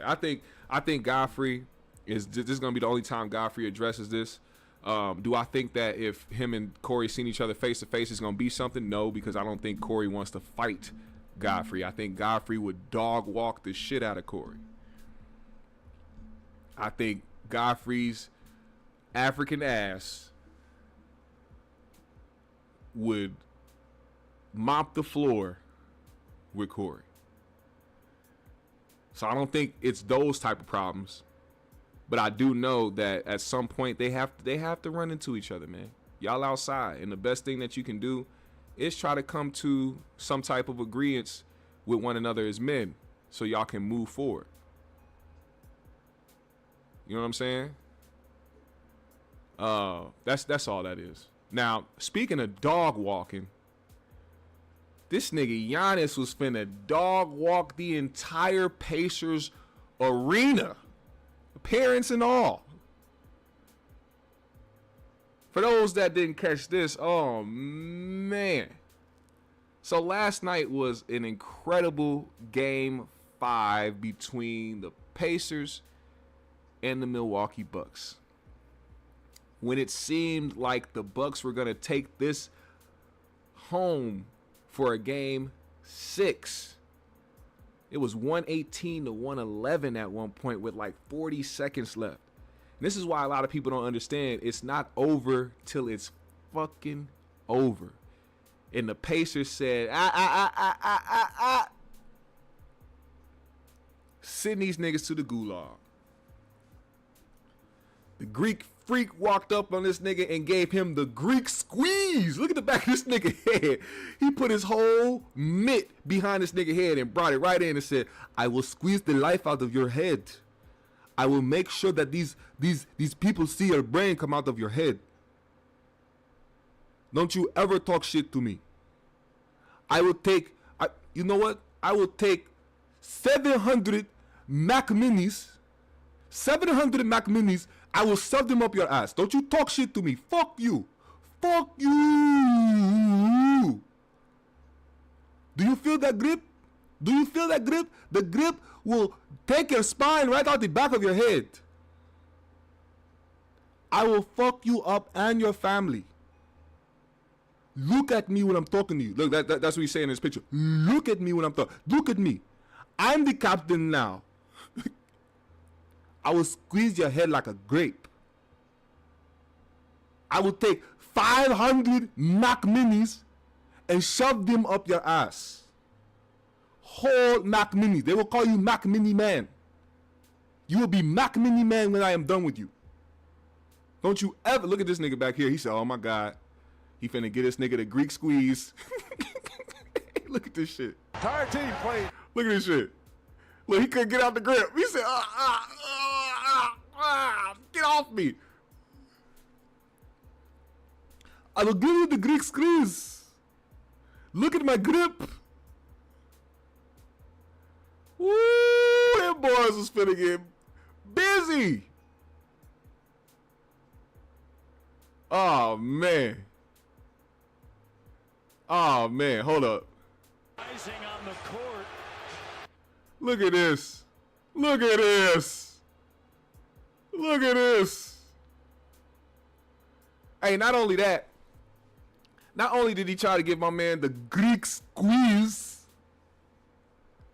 but even Tyrese Halliburton daddy walked up on this man. Trying to troll. Look at how Giannis is looking at this nigga. He said, I will kill you where you stand. I will take you by your feet, hang you upside down, and let the blood rush through your head and watch you die slow. Don't you ever in your life think that you can walk up on me, the Greek freak. You bitch ass nigga. You know, he been saying nigga lately. You bitch ass nigga. You know, niggas with his accent, he say nigga like he licking something, like he licking the roof of his mouth. Nigga. Look how he looking at Tyrese daddy. He said, bro, he was ready to kill. If that man had a gun, he would have aired out the entire arena. He would have fucked everybody up, nigga. He didn't even let that slide. No, he didn't let it slide. Because after that, he done walked up on his daddy, man. He said, look, I'll tell you, you bald-headed bitch. You walk up on me with the flag again, I will take your head. I will squeeze the brain out of your ears. Don't you ever in your life. I will take 700 Mac Minis. 700 Mac Minis. And I will shove them up your ass and put the other 700 I have in my backpack on your head. Flaming hot. Straight out of the grease. I will watch you melt in front of my face. I'm the Greek freak. This nigga got the Greek grip of death. I'm not boxing this nigga. I'm not boxing this nigga, man. Are you kidding me? Do you see, like, if you were face to face with Giannis, right? Now, props to his daddy because he you know, he stood his ground a little bit, but you see wasn't much he could do. You see what much he can do. You ain't pushing it back. Also, I got a question for y'all, cause like, although I do believe that you know Halliburton's dad was out of line. He was completely out of line. You should have shown more respect than that. Especially at the end of the game. I know you hype. Your son hit the game-winning layup. You hype, man. You hype. Y'all going on to the next round. Y'all knock the Bucks out. Cool. But it's still a way you got to conduct yourself, man. And he didn't conduct himself in the right way. And Tyrese decided to go to his post-game interview and say that he didn't agree with what his dad did. Now, although I do commend that as well, you know, take accountability for that. You know, that's your pops. Y'all, you know, he's at the games. But he also has to stay in line. You know what I'm saying? He has to be in line when he's there because ultimately, even though he is your father, he represents you. That nigga's not in the league. He represents you at this point. When your dad steps into that arena, any arena, if he steps on any arena, he is representing you. That goes for any NBA player's parents that are in attendance. When you are in that building supporting your child or children, because some of y'all got a couple kids in the league, you represent your child. So you just like, and that's the one thing too, like I grew up that way, you know, when it comes to, you know, my parent, like my mom always told me, when you step out here in this world, when you go to school, when you go out here, you represent me. So anything that you do is a reflection on me. So if you go out here acting a goddamn fool, they gonna think that I allow you to act like a goddamn fool. You understand? That plays a part when your child is now grown and in a profession where you have to now show up for them where they are the head in charge. That'll make them the parent, that'll make them your authority, but that means that you have to respect them the same way that they respect you. Because now you're in their domain with all love and respect. Now I saw what Shaq was saying, and I don't agree with Shaq, because if any player would have stepped, or if Shaq's mom or if Shaq's dad was to do the same thing, God rest his soul, but if they would have did the same thing, he would have had a problem with it. Trust and believe. Especially with Shaq being the main character. That nigga has main character syndrome. He would have never allowed some shit like that to happen with his parents. But I get it. You got to have that tension on NBA on TNT. You got to have the tension, but nonetheless, no, Shaq. Tyrese's dad was wrong. Fully wrong. Money Mar said, Giannis don't have no words for anyone his size. Giannis is a kid and always has been. Yeah, I mean, you saying that about somebody who's like 7 foot tall. He doesn't really have too much of an option about people that's his size, my nigga.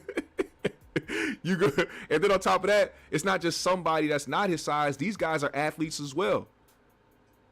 You know what I'm saying? These guys be in the gym too. I think it's an equal playing field. If you wanna jaw jack on the court, what comes with it comes with it. Especially if you doing that to somebody that's bigger than you.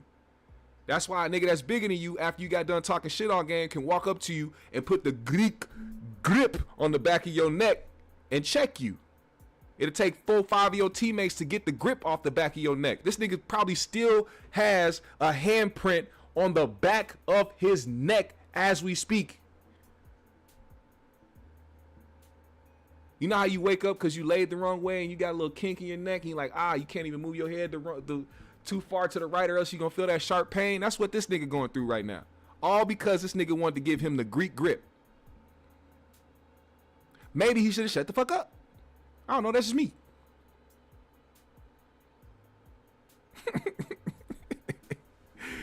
Now, as we keep going, they showed the altercation. Some people were like, well, what happened?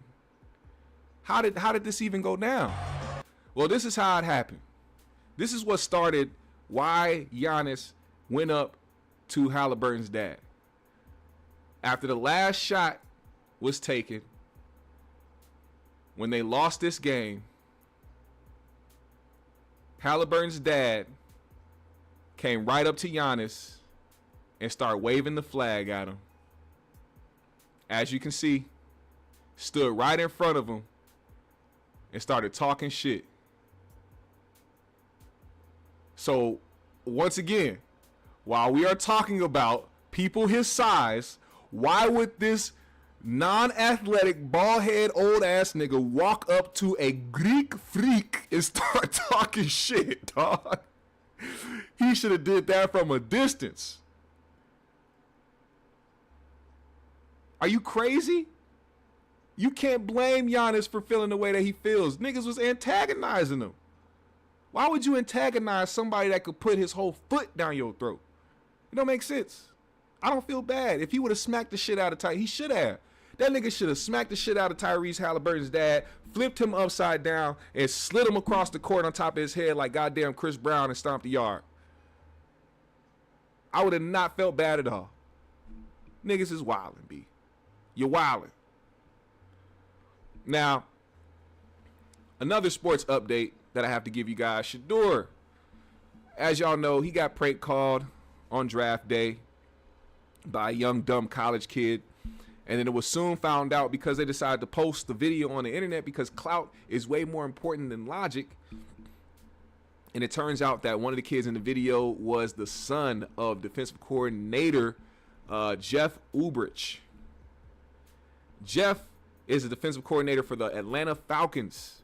And he had his iPod open to where his son, who was visiting home while away from college, decided to go in that iPad and take the numbers of not just Shedeur. We also found out that they prank called a couple other people as well. So he took several numbers and decided to prank call draft picks to falsely draft them to a team. When this got found out, the kid put out a statement, you know, the typical I apologize, I feel bad bullshit.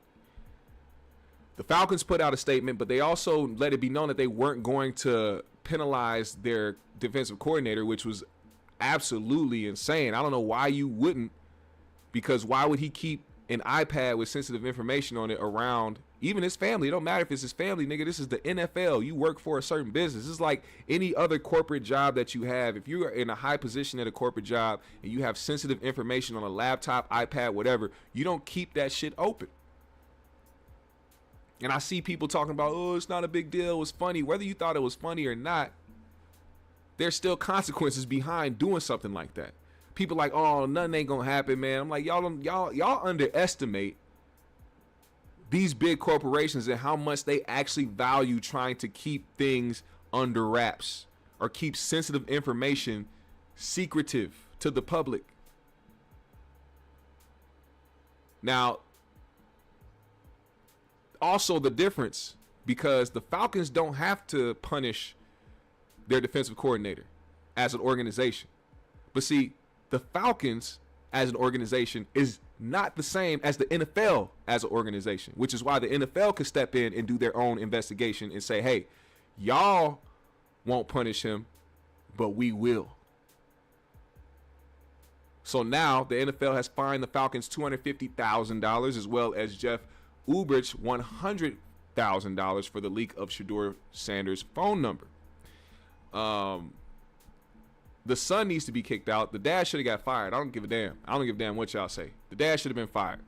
Get this nigga up out of here. He's probably a good defensive coordinator, so they're probably like, we need this nigga. But nonetheless, he should have got fired. He should have got fired. Ain't no excuse for it. And then the narrative surrounding the whole entire draft thing, where there's people saying that NFL leaders and people in lead positions and top positions are the ones that are trying to orchestrate not drafting Shedeur in the first round, trying to make an example out of him. What makes you think that I won't believe that this defensive coordinator didn't orchestrate this just to spite Shedeur? Does anybody know about the Atlanta Falcons pass with Shedeur Sanders? Did they call on him and ask him if he was interested to go, and he was like, nah, fuck y'all, I don't want to go to Atlanta? Y'all locker room probably smelled like moist booty. Was there a reason? I don't know. But nonetheless, consequences have been handed down. I don't think they were harsh enough, but it is what it is. I don't think Shedeur actually cares anymore, to tell you the truth. I don't think he really cared when it happened. But nonetheless, there had to be consequences handed down. Now, we need to get to this because this was a very interesting story, and it sparked a conversation on the internet of homophobia.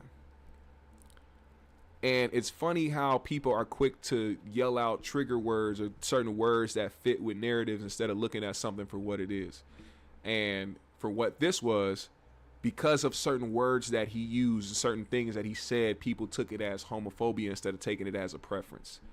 Now, Terrence Howard revealed once again in an interview some things that, people didn't know, which was he was set to play Marvin Gaye in a biopic, but after learning that Marvin Gaye was in fact gay, he didn't want to do it. And he said that he would not want to kiss a man because he would cut his lips off if he ever kissed a man on the lips.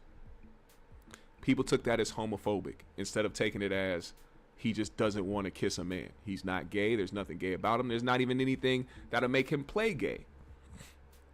And part of me feels like that homophobic word gets thrown out because there are people that want you to engage in that even if you aren't gay, just to make them comfortable. How are you calling a preference of somebody? He's an actor. As a matter of fact, here's a simple solution. How about you hire somebody gay? I don't know. Just shot in the dark, This is a little light suggestion for Hollywood. I mean, I'm sure there's no shortage of gay people in Hollywood. Why do y'all want straight men to play gay roles so bad? Why do you want them to be okay with performing as a gay man instead of just having a gay man performing?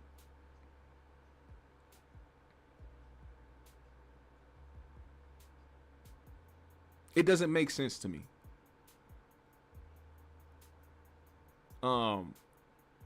And Terrence Howard has every right to deny a role if he feels uncomfortable with it.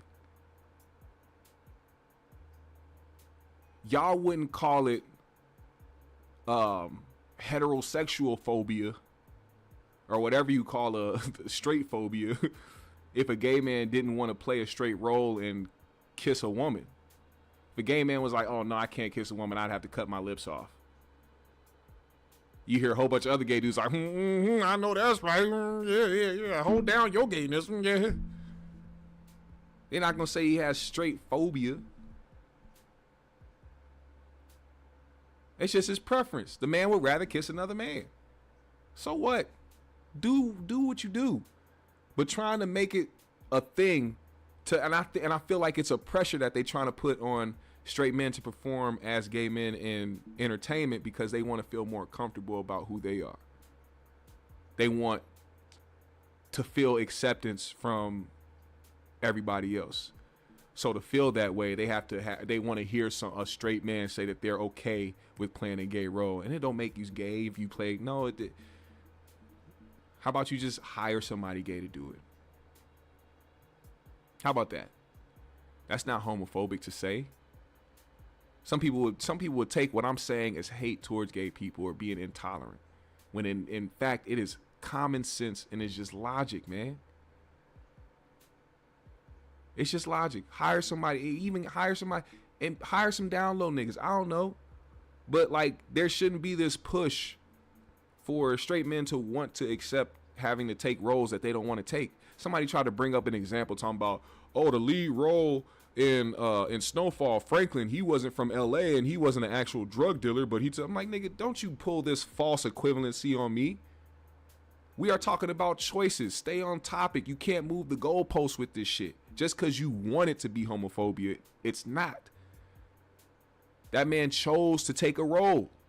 It all comes down to choices, and you should allow people to make the choices that they want to make. Isn't that the whole part of the reason why y'all go so hard with this shit? Because you want to be able to be free and make your own choices in life and be who you want to be freely? Let other niggas do that shit without trying to put labels on their ass. How about that?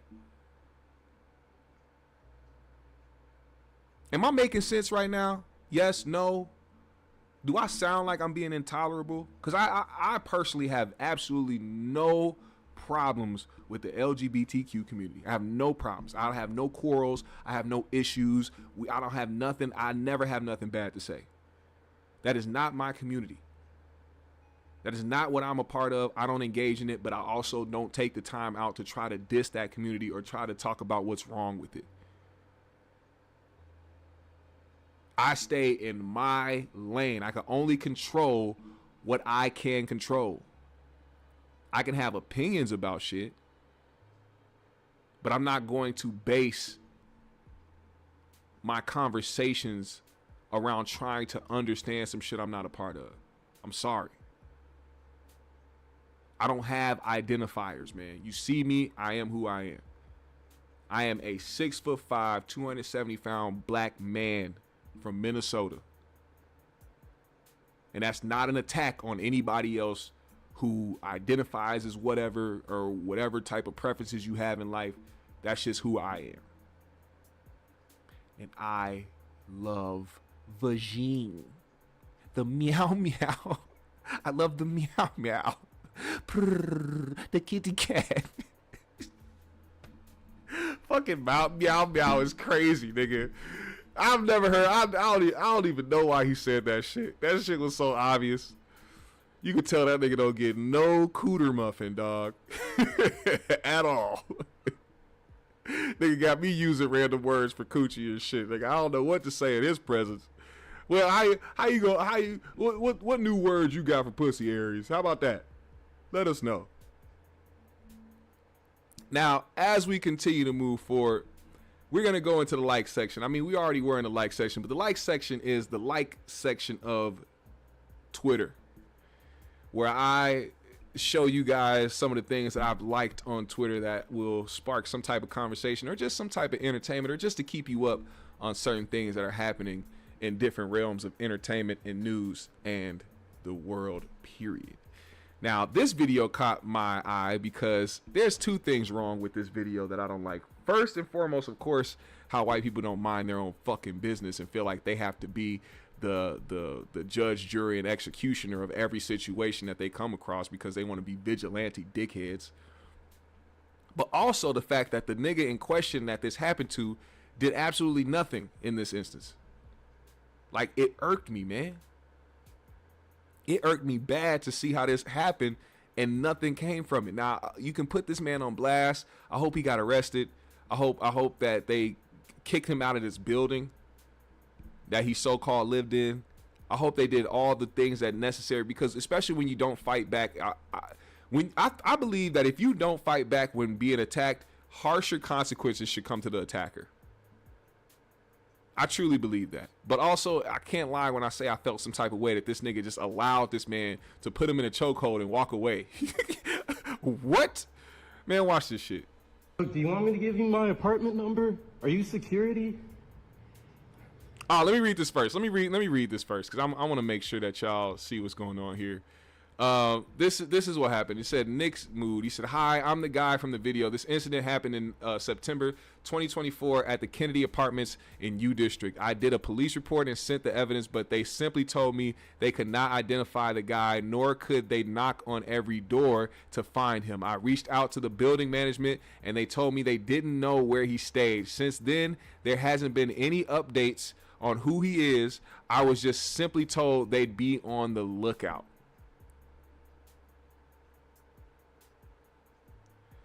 I wanted to read that first before I played this video. Look, do you want me to give you my apartment number? Are you security? This is insane. If you live here, let yourself in. So you gonna look me in the choke? Witness. I'm just trying to get you to buzz in and show me you live here.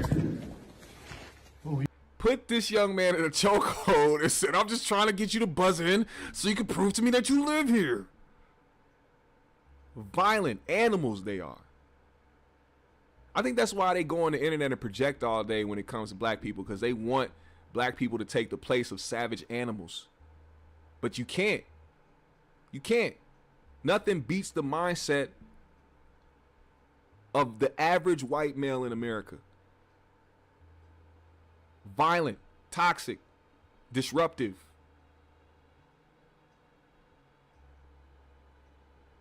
But they want to make us look that way. Had no reason to do any of this. Nigga could have called the police and left. And it'd be funny because they'd be the first ones to say they scared of some shit or, oh, I was terrified, but then run to the danger like they do in every goddamn horror movies from the 90s and early 2000s. Are you kidding me? Well, you are in some shit, man. That's cool. Why couldn't you have just done this downstairs? Here's my apartment. Here's my apartment. Yeah, cool. All right. Why couldn't you just done it downstairs? Are you like security? Why should I show you proof that I live here? Why should I show you proof that I live here? Ask the office. There's really a problem. There's a problem that I came in here. I don't let people in. You can ask the maintenance. You put me in a chokehold. You put me in a chokehold, man. You're a thief, man. I'm a thief. You're not a thief. I'm sorry. That came out. I didn't mean it. This last part is very telling. This last part is very telling about the mindset of the average white male or white person in society and how they feel about black people as a whole. Because even after you realize this man lived here, somehow, some way, this thought conjured up in your mind that this nigga was a thief. And so much so that you didn't even realize that's what you were saying when you said it. You had to apologize immediately afterwards because those were just go-to trigger words that you needed to use because of some weird racist feeling that you have in your body. It's like engraved in y'all DNA. That shit was like a defense mechanism. This nigga just spewed out that he was a thief out of nowhere. Like, where did you even get that? You put me in a chokehold. You put me in a chokehold, man. You're a thief, man. I'm a thief. You're not a thief. I'm sorry. That came out. I didn't mean it. Psycho. Psycho.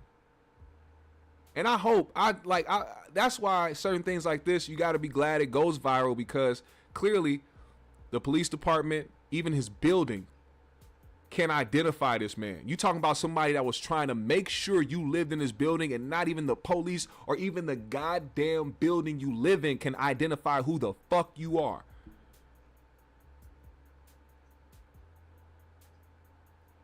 Come on, man.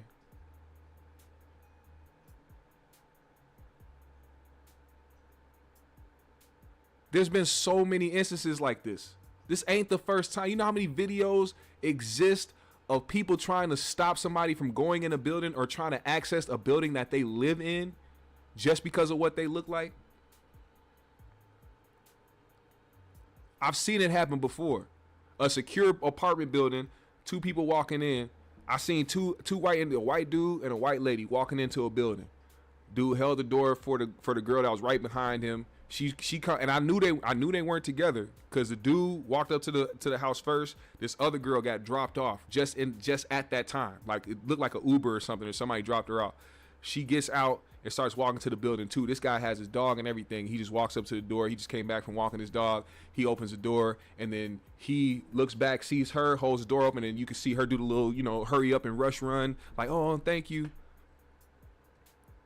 I'm not even lying when I tell you this. Like a week or so later or some shit, I see the same guy walking in the building with his dog and a young black kid that looked like he was maybe 13, 14 or something like that, who lived in the building, who I see multiple times, start going up to the door As this guy was opening the door, he stopped and looked and asked him, "What apartment do you stay in?"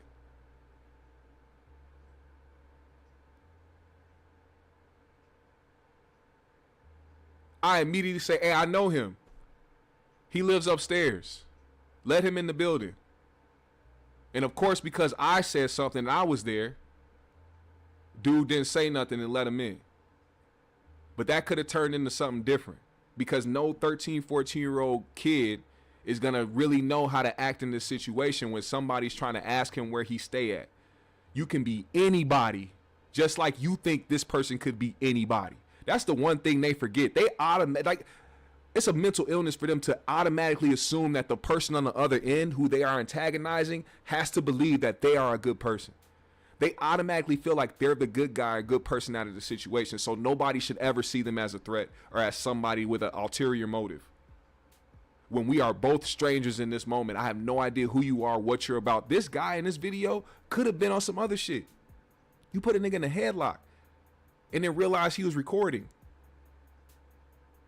What if he didn't live in that building? What if he was actually trying to harm this man and then realized he was on video, which is why he had the response he had at the end. He didn't know what to do. Start walking up the stairs.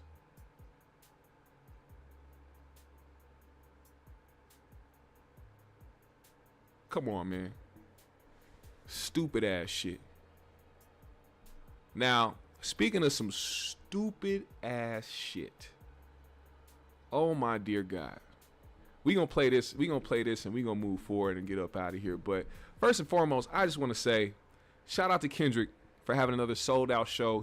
They did Atlanta last night and they sold out Atlanta. So now so far they have sold out every single last stop on the tour so far. I think it's been four shows. One in Minnesota, 2 in Texas, and now 1 in Atlanta. They did 1 in Houston, 1 in Dallas, and now I don't know what their next stop is. But once again, shout out to Kendrick for selling out another stadium when people thought he couldn't do so. So much so that now they trying to tell him to thank Drake. Thank Drake? Drake ain't even on the stadium tour. How about that? Niggas talk about a Drake stimulus. Tell Drake to go back on his Australian tour. If this nigga is such a stimulus package giver, if this nigga is such a so helpful and brings in the people, tell him to continue on his tour. Why'd he stop? Tell him to announce a stadium tour. It's not that he can't do it. It's just that y'all have talked about this nigga so much to the point where now it's catapulting him into a place where people are going to prove to you that he is who he says he is. Speaking of Kendrick, they tried at every turn tried to push a narrative, and when it didn't work, they moved the goalposts. No, I don't hate Drake. I hate them delusional ass dumbass fans. I hate them dumbass niggas that think that Kendrick just got popular last year. I hate the narrative pushers. I hate the people that go on to try to continuously give Drake a W that he didn't obtain himself. His fans have been working overtime to try to give that man a W at every turn and has failed every single time. Every time. If I was Drake, I would have been come out and told them OV hoes, hey man, can y'all just pay attention to what the fuck I got going on? Y'all attaching this man to everything that I got going on. I get it. I get it. Y'all hate him. Me too. But hey man, we dropped the album. Some sexy songs for you. Do y'all not want to get sexy with me? Help me keep my name alive. Quit talking about Kendrick. If that's my op, why y'all keep pulling him? If I was him, I would have been told academics to shut the fuck up. All academics pages have done was continue to catapult Kendrick even further up into the stratosphere, thinking that they causing damage. Y'all have been the most helpful when you really think about it. And you know what's not gonna help these guys? Having goofies in your corner trying to take up for you because you lost the battle. Now you got his top nut hugger aka Top 5, who is now threatening to do something to Kendrick when he comes to Toronto. Now, Kendrick has 2 shows in Toronto. 2 shows in Toronto. And here goes this guy. Now, mind you, Kendrick hasn't been on the internet saying shit. Ain't been in no interviews saying shit. Ain't been nowhere talking about Drake. Ain't been nowhere talking about Top 5. Ain't been nowhere talking about academics. This man just been working, dropping music, and being on tour. But niggas is so pressed and so overly emotional about the fact that he doesn't have to say nothing, that they keep coming up with different scenarios thinking that somebody has it out for him. This nigga academic so fucking stupid that he thinks first of all, as much as this nigga glazes Drake and OVO as a whole and how much he was riding for them niggas, do you know that this man Academics bought a whole suite for the New York show for Kendrick's stop? He bought a whole suite to go to the show. And you want to hear his way of trying to, talk about the situation at hand? He says, does he need to go extra securityed out or be light on security because he don't know if it's a problem or not? Why do you think it's a problem, Academics? Did somebody reach out to you and say they got issues with you? Did anybody say anything to you? Did anybody pull up on you? Did anybody send you any threats? No. His reasoning is because he doesn't talk to anybody over in TDE no more, PG Lang. He said he used to have a decent relationship with Dave Free, who is Kendrick's manager. And when the beef cracked off, he said he stopped hearing from him. He stopped getting. Why do you think that is? Like, niggas be delusional as shit. Why do you think Kendrick Lamar's team is not reaching out to you for anything or having any type of conversations with you? It can't be because you just Academics. Or maybe it's because you somebody who keep riding for Drake and using your platforms to push narratives against Kendrick. He'll sit there and say he has no control over certain accounts that post propaganda and narratives, but you do. These are your pages, and you send off your minions to write up stories and put out tweets and put out Instagram posts to try to negatively impact Kendrick's career, and then you wonder why they don't talk to you. Now you think, delusional style, that you need to show up somewhere that you paid to go to with extra security because you think somebody might have it out for you. Or you think there might be issues. Niggas is dumb, man. These niggas created their own problems because they circulated their own narratives about a nigga that don't say shit. Now you got Top 5's goofy ass, the last Somali pirate in fucking Canada, acting like he got enough motion to do something to Kendrick, and how stupid this nigga sounds talking about Kendrick. Oh, how about he show up to Canada if he shows up here with no police escorts? How dumb do you think people have to be to hear some shit like that and not hear that you a pussy? How dumb do you have to be for people to hear what you just said about Kendrick Lamar, who is on tour, who is one of the highest selling artists and most famous rappers ever in life, to show up to Canada with no security? To prove what? To prove something to you? Who the fuck are you? Who in the fuck are you? Niggas be having this fake importance about themselves because they cool with Drake.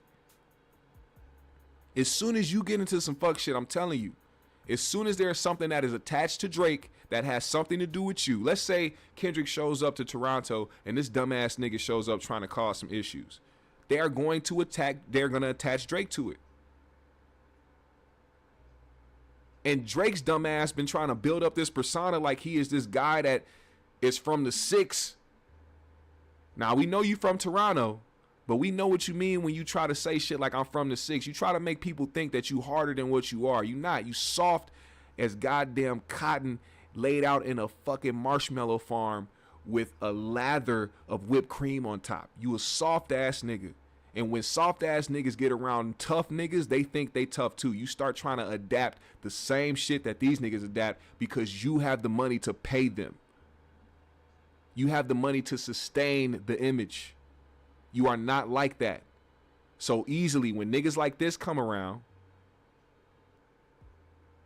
when niggas like Top 5 come around, you try to muscle up to them and try to get close to them because you want people to think you got real niggas around you and you got real shooters around you until these real shooters do some dumb shit attached to your name. Now you don't want to be a part of it. Nah, stand on that shit, man. Stand on it.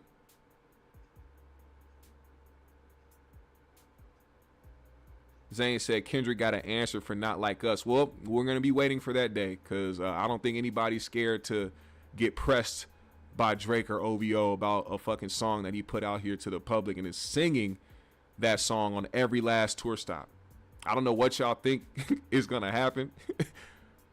But, I mean, as far as we know, the only thing that has happened since this beef started was that a security guard got popped outside of Drake's house. So I don't know what the narrative is. I don't know what Top 5 thinks, but nothing has happened on Kendrick's side yet. We ain't heard nothing about nobody from TDE, from PG Lang, none of that shit. Nothing happening to these niggas. But we have heard about things that have been happening on the other side. Let's start keeping it real now. But here's the thing, he don't like Kendrick neither.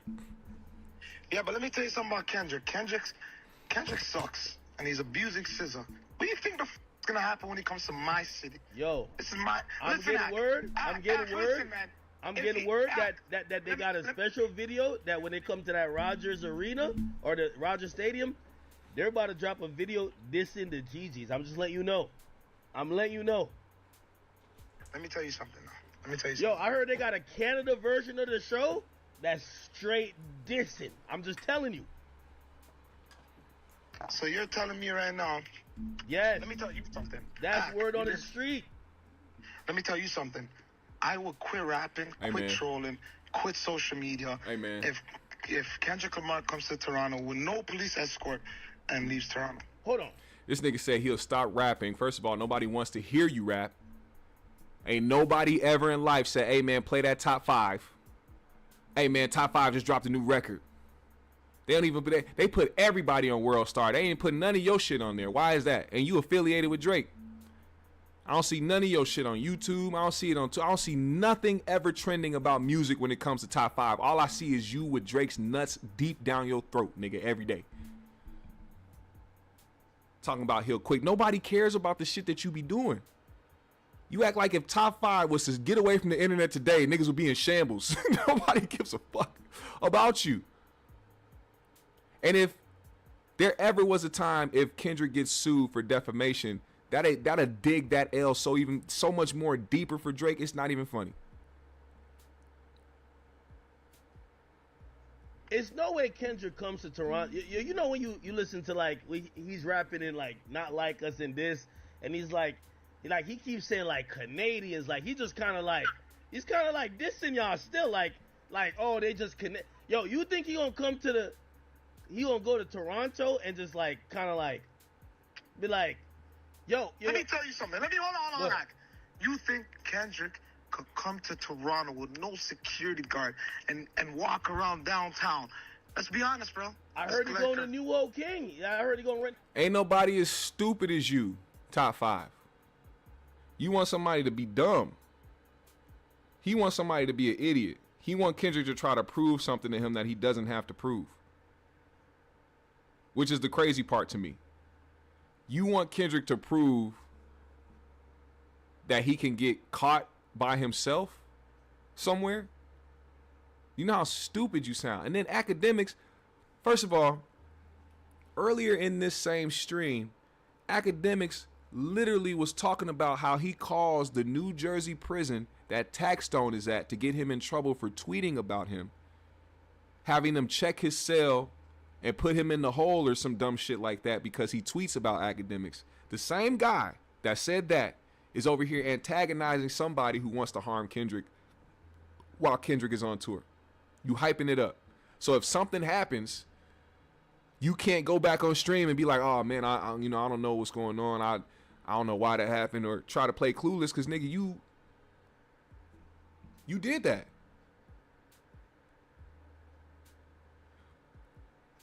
And on top of that, we not dumb. Because this is a play. This is a simple play. They see how quickly shows can get shut down when there's a threat of imminent danger. So, of course, Drake is going to possibly slide Top 5 some bread and say, hey, man, do that internet shit. You know, I think if I, you know, have some people reach out to Rogers Stadium with the mixture of you online saying that you want to do something to Kendrick or his team when they come here, they're going to have to shut it down because it's a threat to somebody's well-being.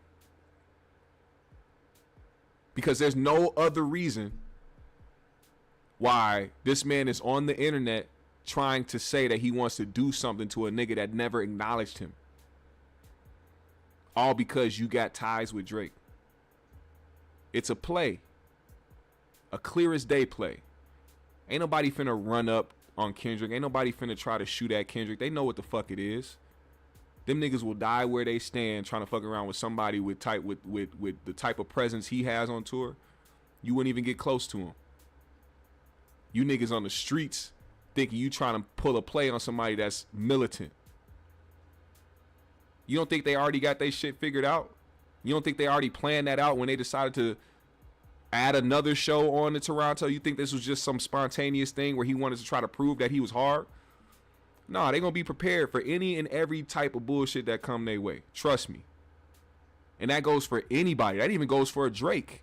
You can't just pull up on a Drake. You can't just do anything to Drake. Drake moves militant as well. So I don't know what these niggas be thinking. But this alone, I wouldn't even be surprised if they came and locked this dumbass nigga up again. You just got out of jail because this nigga helped you get out. Talking about you beat a body. They gonna send your stupid ass back there just because you want to get on the internet and hold on to a nigga's nut hairs. Top 5 is the goofiest nigga out of Canada. They need to do it. You talking about deporting niggas. Oh my God, if Canada was part of the US, they should deport this nigga right back to Somalia, nigga. Take your dumb ass back to your homeland, nigga. We don't want none of that bullshit here. Because these niggas will come out here and start trying to adapt some street life shit that they ain't never been used to out in Somalia. Trying to adapt to some shit that they think is cool. Niggas is goofy as hell. The spot out. I'll be there. I'll be there by myself, personally. No GGs. Come on, you know what happened to Drama. You know what happened to a lot of goofies. When you come to Toronto, these niggas gotta call me Ak. Call me. So you tell me that Kendrick can't go to New Ho King and get that fried rice? I'm gonna give him something better than that fried rice. I'm gonna give him something better than that. Hey, something that. Come on. So you think that guy could come to my city? Holy, they're calling me John Gotti right now, Ak. Yo, I hear the man about to come to the 6 and diss everybody up. You hear this new one? They have a diss for the GGs, Kendrick and them. I'm telling my big homie. They got a diss for us. Holy. Ak, you know what? You know what? We're gonna dive behind that. You tell him that. Tell him come to Toronto. Bring your bodyguard. He can get it. They're gonna do that at the stadium though. They're gonna do that at the stadium and get police escort to the private jet. Don't you know I got connects in stadiums? Everything, Ak. Yeah. I'm hot right now, Ak. I'm a fucking guy, Ak. Ak. Yo, hold on. I'm on stream, but they can't see us. Ak. Yeah. Do you think he could come right now? Remember, just don't come police escort. No police escort? Holy he's gonna play Young Dolph 100 shots after. Yeah, no. I hear you gonna be moving. Do you see how hard niggas be trying to act tough, knowing damn well they ain't like that?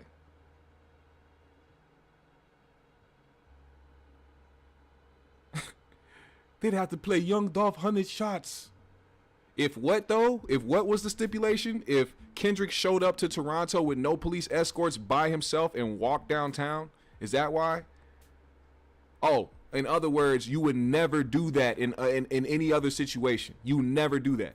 You making up a scenario that you know would never happen because you know you're not like that. Niggas is goofy and people, oh my God. Lock this nigga up. Lock this nigga up. I don't give a fuck. I don't wish jail on nobody except for this nigga. Lock your Get this nigga off the streets. Just because and I know he not like that, but get him off the streets anyway. Put him around some people that'll really do him in.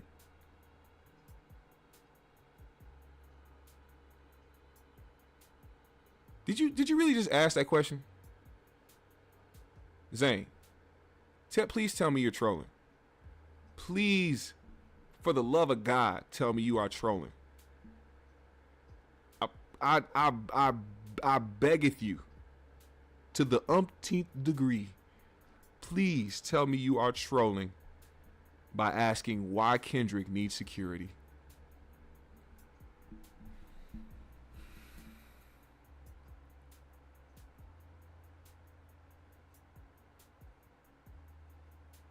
You know what? I don't even want to know. I don't even want to know if you're trolling or not. I don't give a fuck. I'm not falling for it. You're not doing it, Zane Fish. You're not gonna get me today.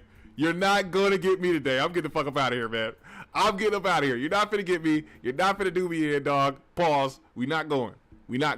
As a matter of fact, I'm finna play a new beat, and I'm getting the fuck up out of here, man. Shout out to y'all, man. Put your city in the chat. Let me know what you are tuning in from. Where did you tune in from today, man? Shout out your city so I can shout you out. Shout out to everybody that sent the super chat today. I appreciate you for supporting the GMS show. And for those that sent the Cash App, if you want to support the Cash App, it's in the description below. If one of my moderators or somebody in the chat can put my Cash App in the chat right there for me, I would appreciate it, man. Thank you for supporting the GMS show in a big way. It's time to shout you niggas out. Let's go. We playing a new beat today. Let's go. General Hospital. Yeah, go watch General Hospital, man. Go watch some goddamn General Hospital. We don't want to hear it no more. Hey, Toke Champs in the building. Zane Vicious is in the building. Glittery Bubbles is in the building. West Palm Beach. Hey.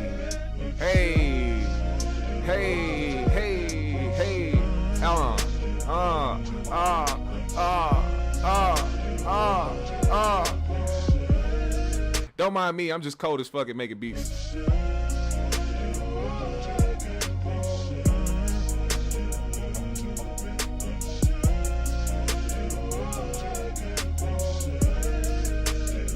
South Park, Texas in the building. Detroit is in the building. I see you, Black Gold. I see you, Chris P. I see you, Black Hippie Ricky.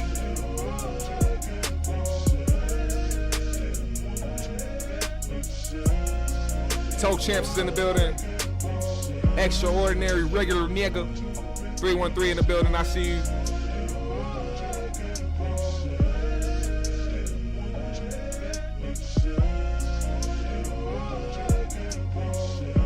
Golden Radio Hour, I see you.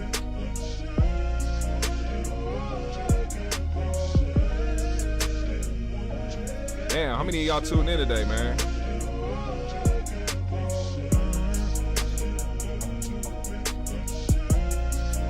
Man. Y'all stayed up in here for real. Hey.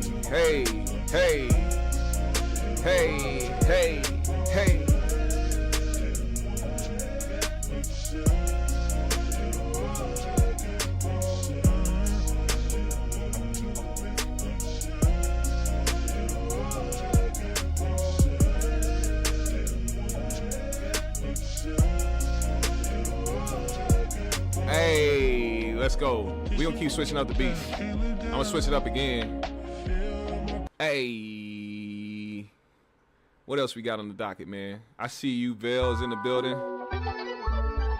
I see you, Relius in the building. Realist Johnson in the building. I see y'all.